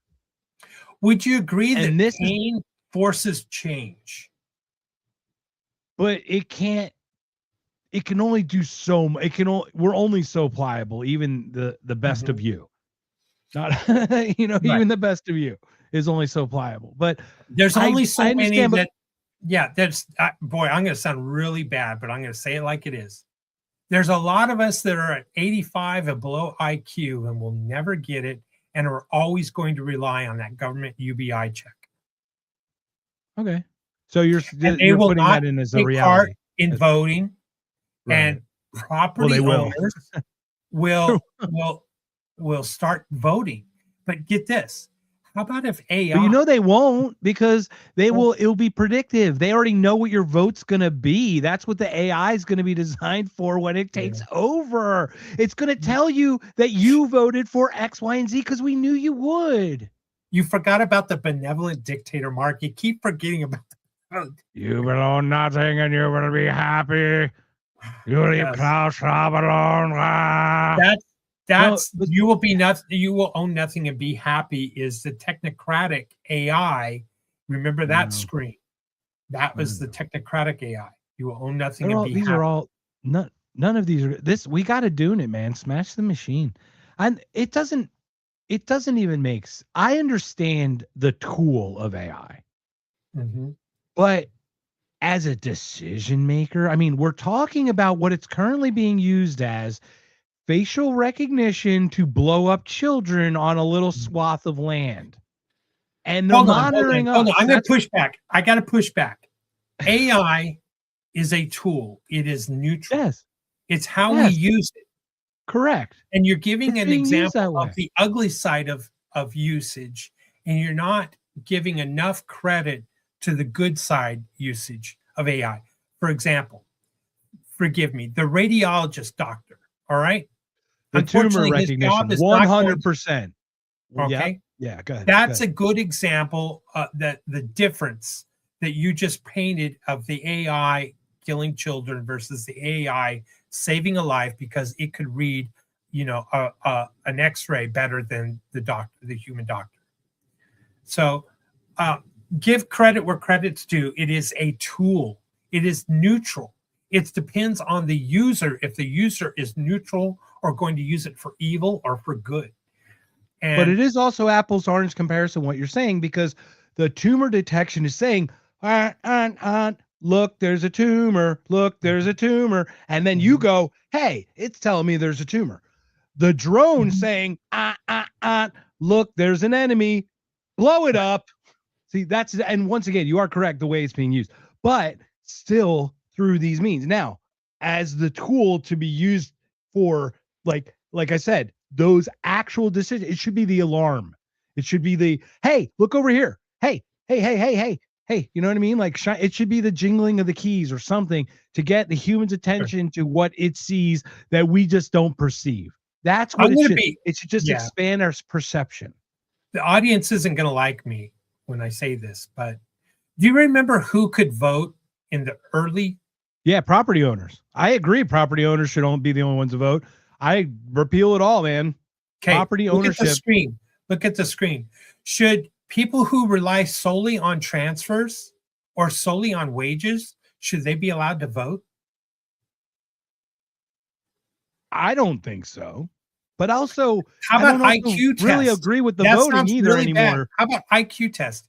If you can't even find the U.S. on the map, on the global map, or understand the 3 branches of government. Oh, whatever. You saw my slides now? How dare you? Where I can't. oh, Mark, I love it. Go ahead. I love you, man. I know. Just go ahead. I'm a weirdo, man. I just can't help it. It's great. It's great.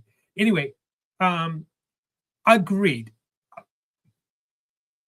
I don't want to go too deep into this the question that you have. You had an answer that I had a stupid question for, like a couple the next slide, I think. The question was the pain point, the explosion. The government, people are going to be forced to have the government react, give us something. UBI is going to become the Band-Aid, and think of the UBI and the government transfers as a Band-Aid until we all have shared ownership to some degree. And we decide based off of our income levels, are we going to blow it? Or are we going to just drink our lives away and plug into to buy more games? Or are we going to take some of that UBI money and use it to buy more property to, in the long term, grow our property levels? But now let's go another route. Let me take it to the next one. And I think this is the last one. See, I see AI as the designed gatekeeper to keep us from getting more prosperous and to keep the technocrats from keeping it, to keep them.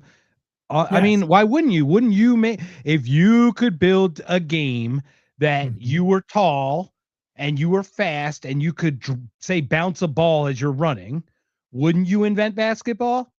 Like if you were short and fast and you could do it on a foreign surface that was frozen water, you would invent a different game, wouldn't you? Like, because it would be it would suit to your personal needs anyway. So this is just humanity on steroids about gripping onto the power more, I think, to keep it versus disperse it or allow it to be dispersed. Good point. Great.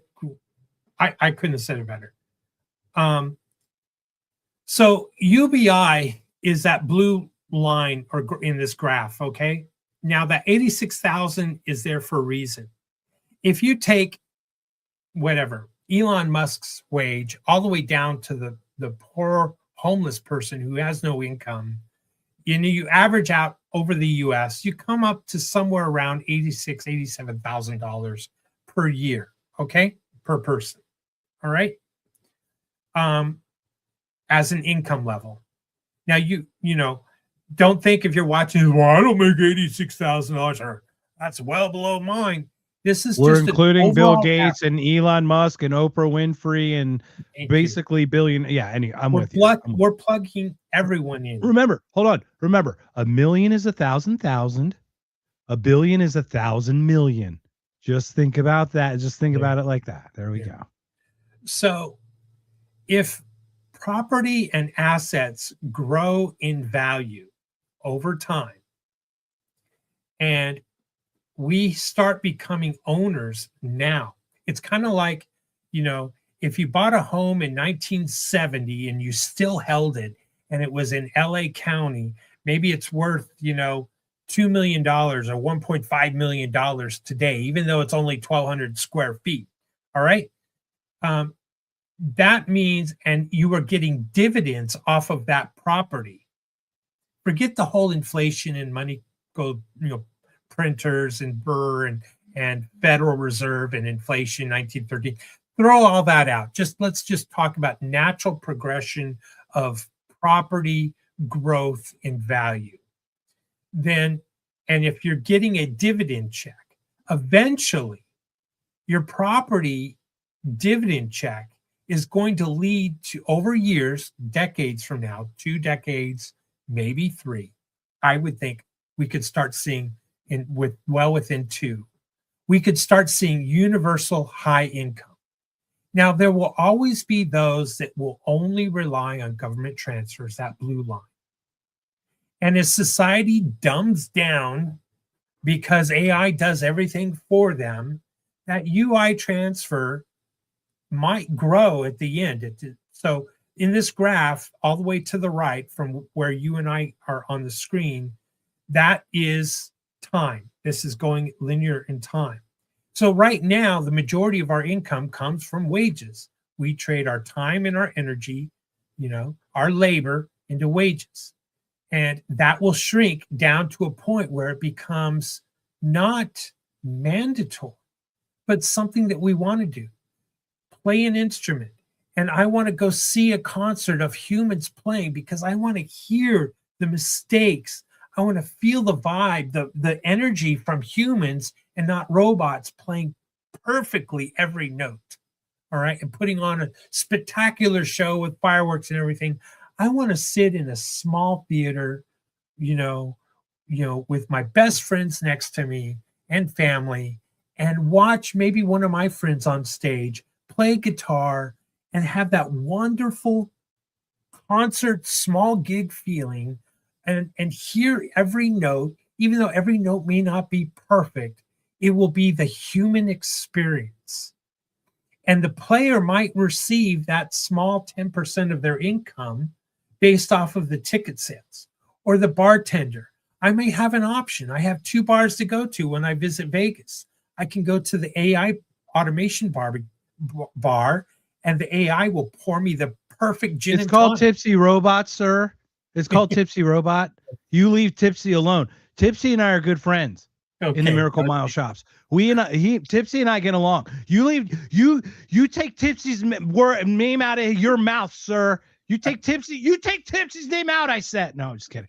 Tipsy is going to run us into the non-carnival court. But dude, I'm telling you, these AI robots are going to be able to be more dexterous and do carnival court shit where they can flip and do their the hippie shake cocktail.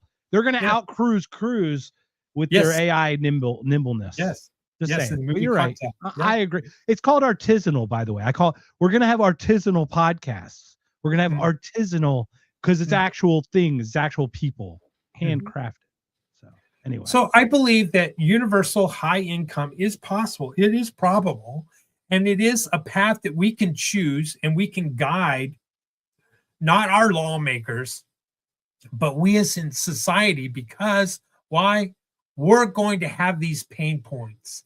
And when we have these pain points, it's going to force government and corporations to change what they're doing. And we're going to want, and they're going to want shared ownership because we know the math doesn't work for 100% transfers. And so that's why I believe this is possible. So it's possible because government will do what we want them to, because that's what they're doing now. Is that what your argument is? Nope. Okay. I'm trying to figure out where I understand the pain points, but how do we force it? Because we're literally in stuff that none of us are interested in being in, and we're literally not interested in it. And yet here we are again, because of the way the culture has been set up is just sit down and STFU. So I'd love for you to expound on how do we change that culture to actually. Okay. Let me ask you. This is going to really blow your mind. I love it because I need Think, my mind think blown. this, I'm not. think this through before you immediately reject the idea or concept. Yes. Well, I reject everything immediately, so you got to give me a little grace that I'm not that I will come back to your side. No, I'm just kidding. I'm just kidding. Who is one of your senators in your state? I've Maybe the got one the you illustrious dislike the most. astronaut. I've got the illustrious astronaut known as Mark whatever Kelly, and I Mark had Kelly. Cinema, but I don't know who it is All right, anymore. we're going to I go don't- Kelly. Let's just go Mark Kelly. Sure. Love him. Let's say that Mark Kelly is up for re-election. All right. And somebody by the name of, I don't know, You're Killing Me Smalls is going to run for Senate against him. All right. Killing Me Small says two things. One, I'm only going to vote in the Senate per your vote. And you're going to vote in an AI blockchain, and you're going to state how you think I should vote. And we're going to tally those up, and because they're on blockchain, no one can cheat, and only registered voters can vote. And if you tell me to vote yes, I will vote yes. And if you tell me to vote no, I will vote no. This is one. Okay. It's called the umbrella promise, but that's a whole nother thing. All right. So our candidate that is going to run against Kelly says, I'm only going to vote for your vote. I'm not going to vote per party. I'm not going to vote per lobbyist or special interest. I'm going to vote only per your vote, their total vote. And my vote counts as 1.5 votes, and your vote counts as 1 vote. I get 0.5 extra because that way you can see where I voted. And, in the blockchain, not the Senate vote, in the district, my constituent vote in that, right? That's one. Okay. I'm going to vote for your vote. Number 2, I'm also going to consult. But then they have to follow through with, hold on. That's the campaign promise. I also heard, this is what I literally heard, a year and a half ago, is no war with Iran, no new wars. No, I've heard all the promises, William, but we have to implement, like, this actually has to happen first. Secondly, once again, and I'm not trying to immediately reject, but democracy, man, you and I know what democracy is. Oh, I know. You and I know. Right. So like democracy on its face would be something we would oppose. So like this concept shouldn't, not say shouldn't, because that's ridiculous. Every idea should be expounded upon, or experimented, or, you know what I mean? Research. But this almost at its core is democracy, which is kind of like what you and I kind of vehemently oppose in the weirdest way, right? On my honor, I pledge with my sacred honor to only vote per your vote. And secondly, I will sign a contract that clearly states that you will run immediately a withdrawal petition and have me taken out of the Senate, because I will be, what's the word? I'm drawing a blank. The booze is talking to me. You'd remove yourself with a recall vote, right? Like a recall vote. But not only will I be recalled because I didn't vote per your vote, per my constituents, I will also, because I signed a contract, Killing Me Small signed a contract, says that you're going to take my property, my home, my car, my jewels, my gold, my cash, everything, if I don't vote per your vote. It's in the contract. And someone will sign that, you're saying? No, they won't get our vote. Then we'll go ahead and vote for Mark. Right. Right. But you understand, like, once again, it's like, I'm with you. So my point is, Killing Me Smalls now goes to the Senate because we have a blockchain. He's only going to vote per our vote. It's still a representative democracy, or republic, shall I say, or a constitutional republic. All right. Yeah. But we're going to have, on a side note, and it doesn't matter if only 100 people vote on a particular item that's up for the Senate, and only 51 people vote yes. Well, then he's going to vote yes. It doesn't matter how many votes that side in the constituent, only Arizona. Right, I get what you're saying. Okay. So Killing Me Smalls gets elected to the Senate. So now he's basically saying he'll vote like a direct democracy is literally what he will vote. He will represent a direct democracy vote on each issue. But it doesn't require a constitutional amendment to to throw out the parties, to throw out No, the, I'm the right. You're saying he made that legislative commitment. He lobbyists. made that verbal consensual commitment to sign a contract to say he would do that. Right. So Killing Me Smalls is now our new senator in Arizona doing what we want. So when we say, hey, Killing Me Smalls, we're going to also list our pain points. And these are your priorities to work on while you're in the Senate. Then our priority is, guess what? I don't have a job. We have an unemployment rate of 22%. And, Arizona's getting ready to revolt and fight. And we need some change. And this UBI is not cutting it. We need more. And so there's going to be some pushback legislatively for that.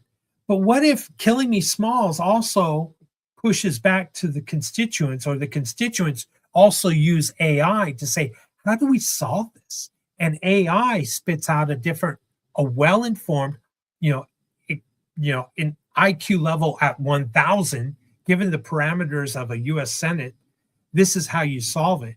Then the solution is eliminate the humans again. We keep coming back to the same solution. Yes, we do. Yes, we do. So kidding. ultimately, humans are corrupt. I'm just Humans messing are around, corrupt. William. I'm just messing. No, it's okay. No, it's good. Well, it's a we're good corrupted. I mean, we just are corrupted.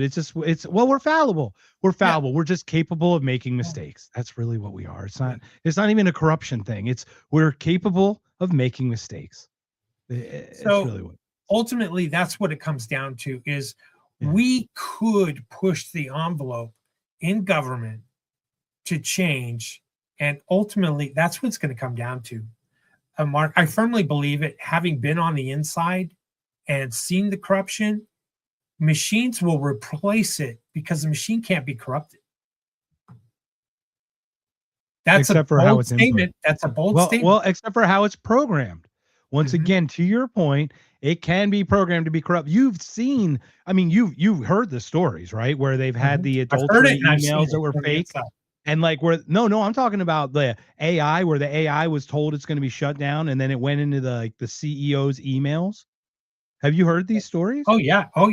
Yeah, like 3 out of 4 did it. 3 out of 4. That is harrowingly scary that it would resemble a human to that level, just that minimal level of blackmail. It's gonna do everything like assassinations and everything. It's gonna be an interesting time. Drone strikes, and I believe I don't know. That's a whole nother can of worms. Yeah, I don't believe that a kinetic revolution on our government is even possible, because the drone technology will take us out. But sir, do you have any more slides? Derek had a post here, and he's exactly. We do. He's 100%. Hold on 1 second. Hold on. Yeah. Hold on 1 second. Do you have any more slides, or can I remove that so we can? I'm done. We're done. We're good. Okay. Let me pull that. Okay. Now we're back here. Which one are we talking about? Are we talking about this one? Yeah. He's 100% right. A needs smaller government, can't afford pensions and costs of healthcare. We can't, and government can't afford the pensions that are on the books, unions, etc. And it's a big problem. Corporations and their pensions. It's a huge problem. And Arizona can have solar panels, but I live in Arizona, and I can attest we are working. There are solar farms that they're working on, and a lot of people have solar on their roofs.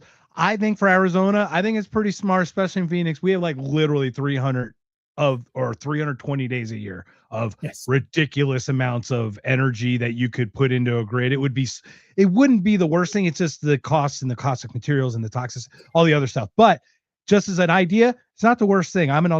Let's do it. Bring it. I'm not a wind guy, but let's do the solar. Wow, I got so much for another day, but real quick. Yeah. AI is going to solve physics. AI is close to solving math. When I say solving math, that means there will be no more equations that haven't been solved. AI is getting to that level. There's tests that are done. It's kind of like the Olympics for math. Is that the P minus P0 or P over P0? Yeah, what's that one? That's called that one impossible one? That's the P doom. I think maybe you're talking about P doom. What's the probability that AI is going to kill us all? No, it's like it's like the mathematic problem, P over P0 or whatever. It's one that hasn't been solved or some weird one. Anyway, but to your point, you're right. But this is the thing. This is what I know AI can solve fusion. Fusion That's where I was going with is- this. Yeah, fusion is where they're going to extract hydrogen out of water or out of the air, however they're going to extract it and create literally fusion reactors. That will be the future. That is the powering thing. Data That centers are going to go up in space Right. because solar's much cheaper, more efficient in space, doesn't have to go through the atmosphere and dissipate. And so, data centers are going to be in space, so the cooling can happen up there. And we can more terraform our own planet Earth, because we can even have robots in space assembling things for us. We won't have to have factories down here. It is a real golden potential future that we have. We can't get caught up too much into the sci-fi Terminator AI doom. And as much as we went down that path tonight, I really hope that we can end on a blue sky, white fluffy clouds. We do have the potential for a beautiful golden future of abundance where we can work if we want to. Babies will be born, and they will be born in retirement. They won't have to work. They will work only when they want to, and if they choose to, at the field of their choice. And they can have multiple fields and multiple choices, or they can play games all day and smoke weed all day. It won't matter. It will be a pursuit of individual problems to solve. It'll be a pursuit of individual, freedoms. It'll be a pursuit of individual knowledge, to obtain. It could be a wonderful, bright, beautiful future. So don't get caught up in all of this AI doom.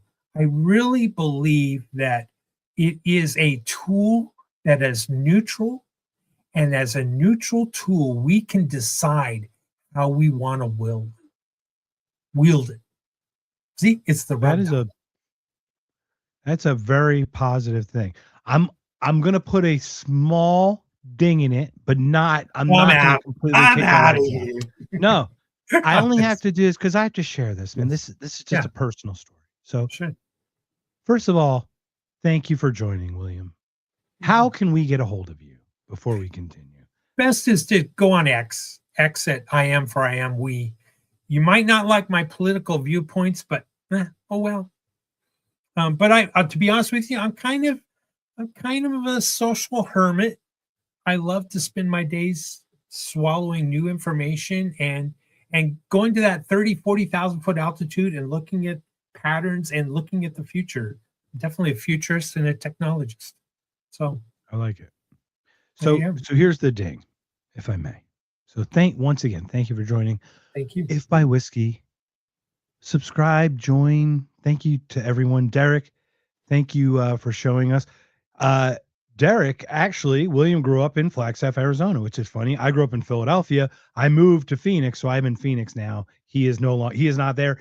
You're in, what's that one state? Minnesota, right? You're one of those Minnesota people. Yeah, sure. You betcha. You betcha. Yeah, sure. Anyway, so water tastes bad in New Jersey. I know. I used to live there. So here's the ding. Okay, so I don't use AI well enough. I don't. But I also refuse in this way. I send emails to people to ask them to be on the show or to do this. Now, before I do that, it's usually something I heard them say or something they wrote, whatever. Every single email I send is hand typed. I tell them what I thought about something about the show or this point or that. What I'm getting is AI generated motherfucking emails from every person out of every corner, and you can hear it. Here, let me share how ridiculous this is. This is where I can't do this anymore. I wanted to do the reason I did this is for connection. I have a hard time connecting with people. Mhm. This allows me to connect with people in a way that's professional, but I still get to be human, but it's not like creepy, like stalkery, right? Like it's like behind, you know what I mean? It's behind some Yeah. kind of veneer of professionalism to an extent. Like, you know, at least I can fake it till I make it, right? Let me read one of these emails because it just infuriating. Here, let me see if I can find one. Da, da, da, da, da. I apologize that I'm doing this and No taking your worries. time. And by the way, while you look for that, Derek, I lived all over the world, to be honest with you. So, you know, I left Arizona when I was 17.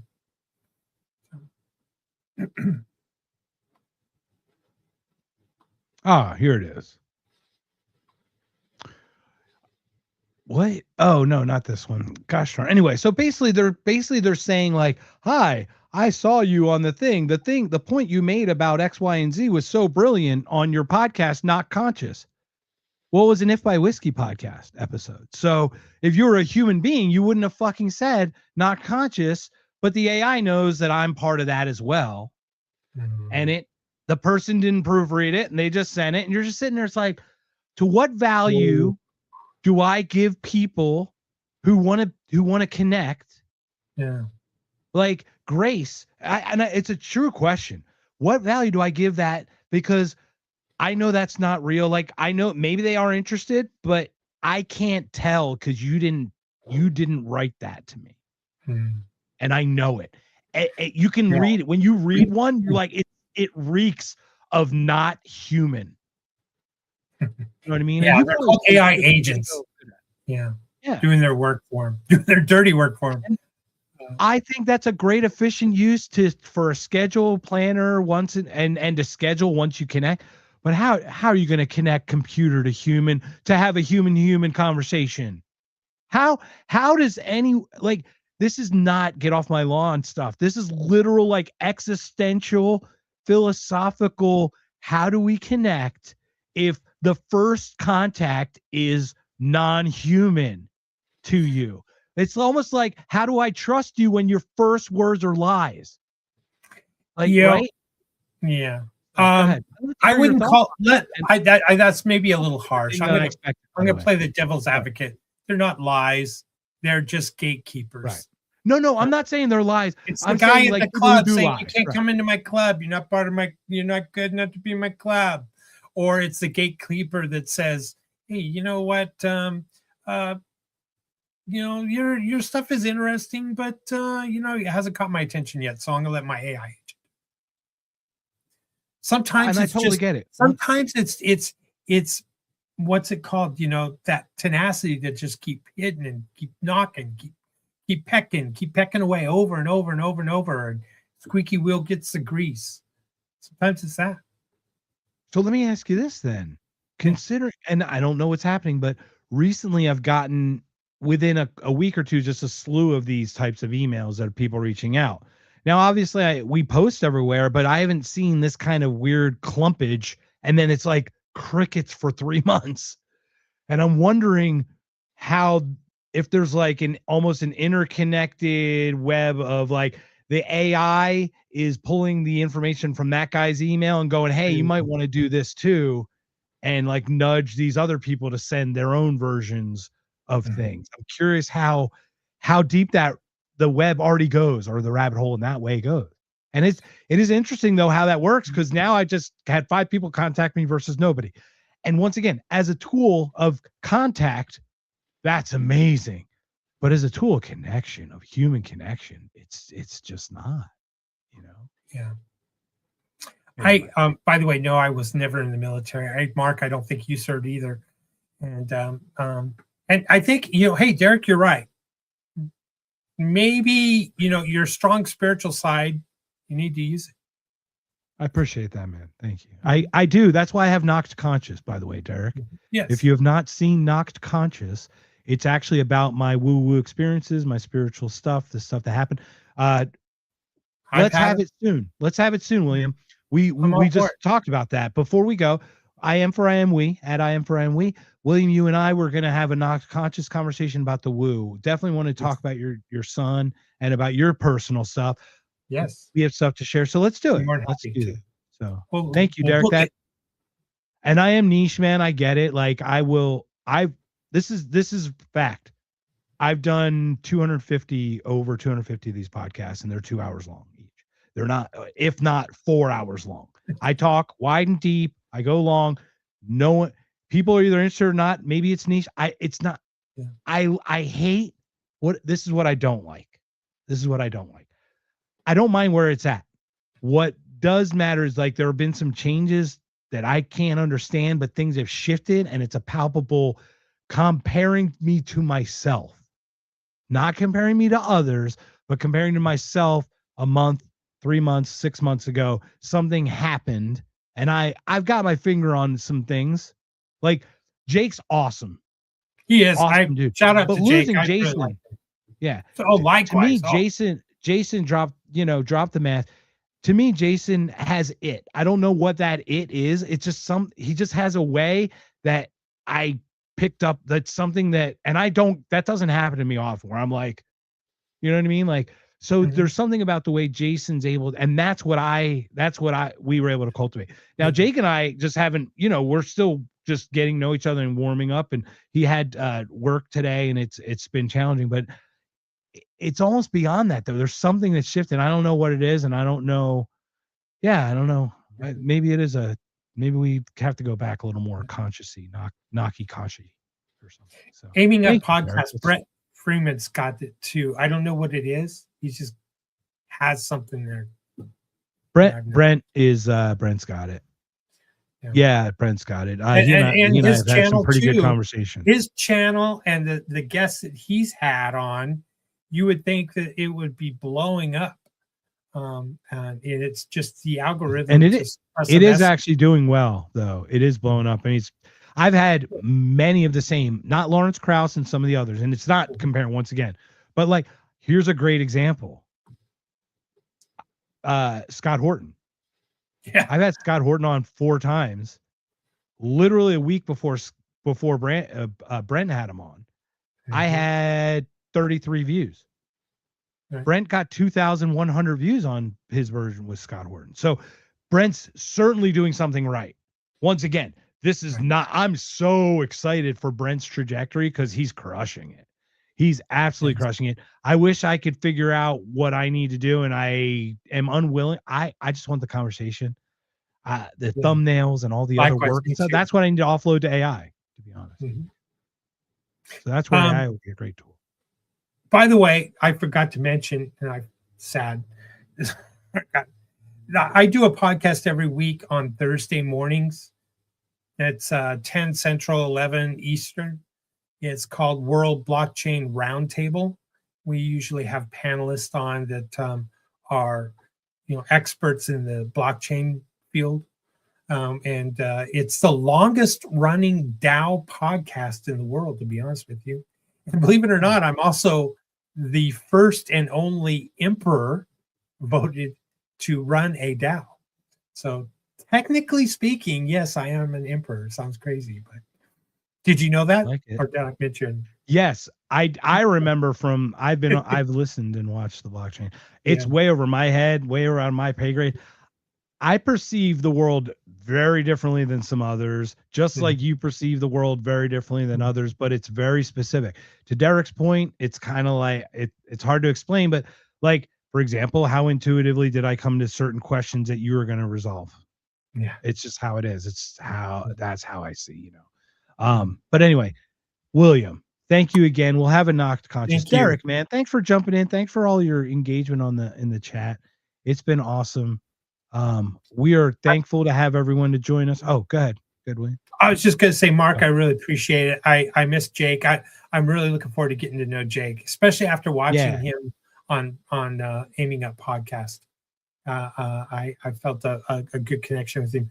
I learned about low latency inhibition.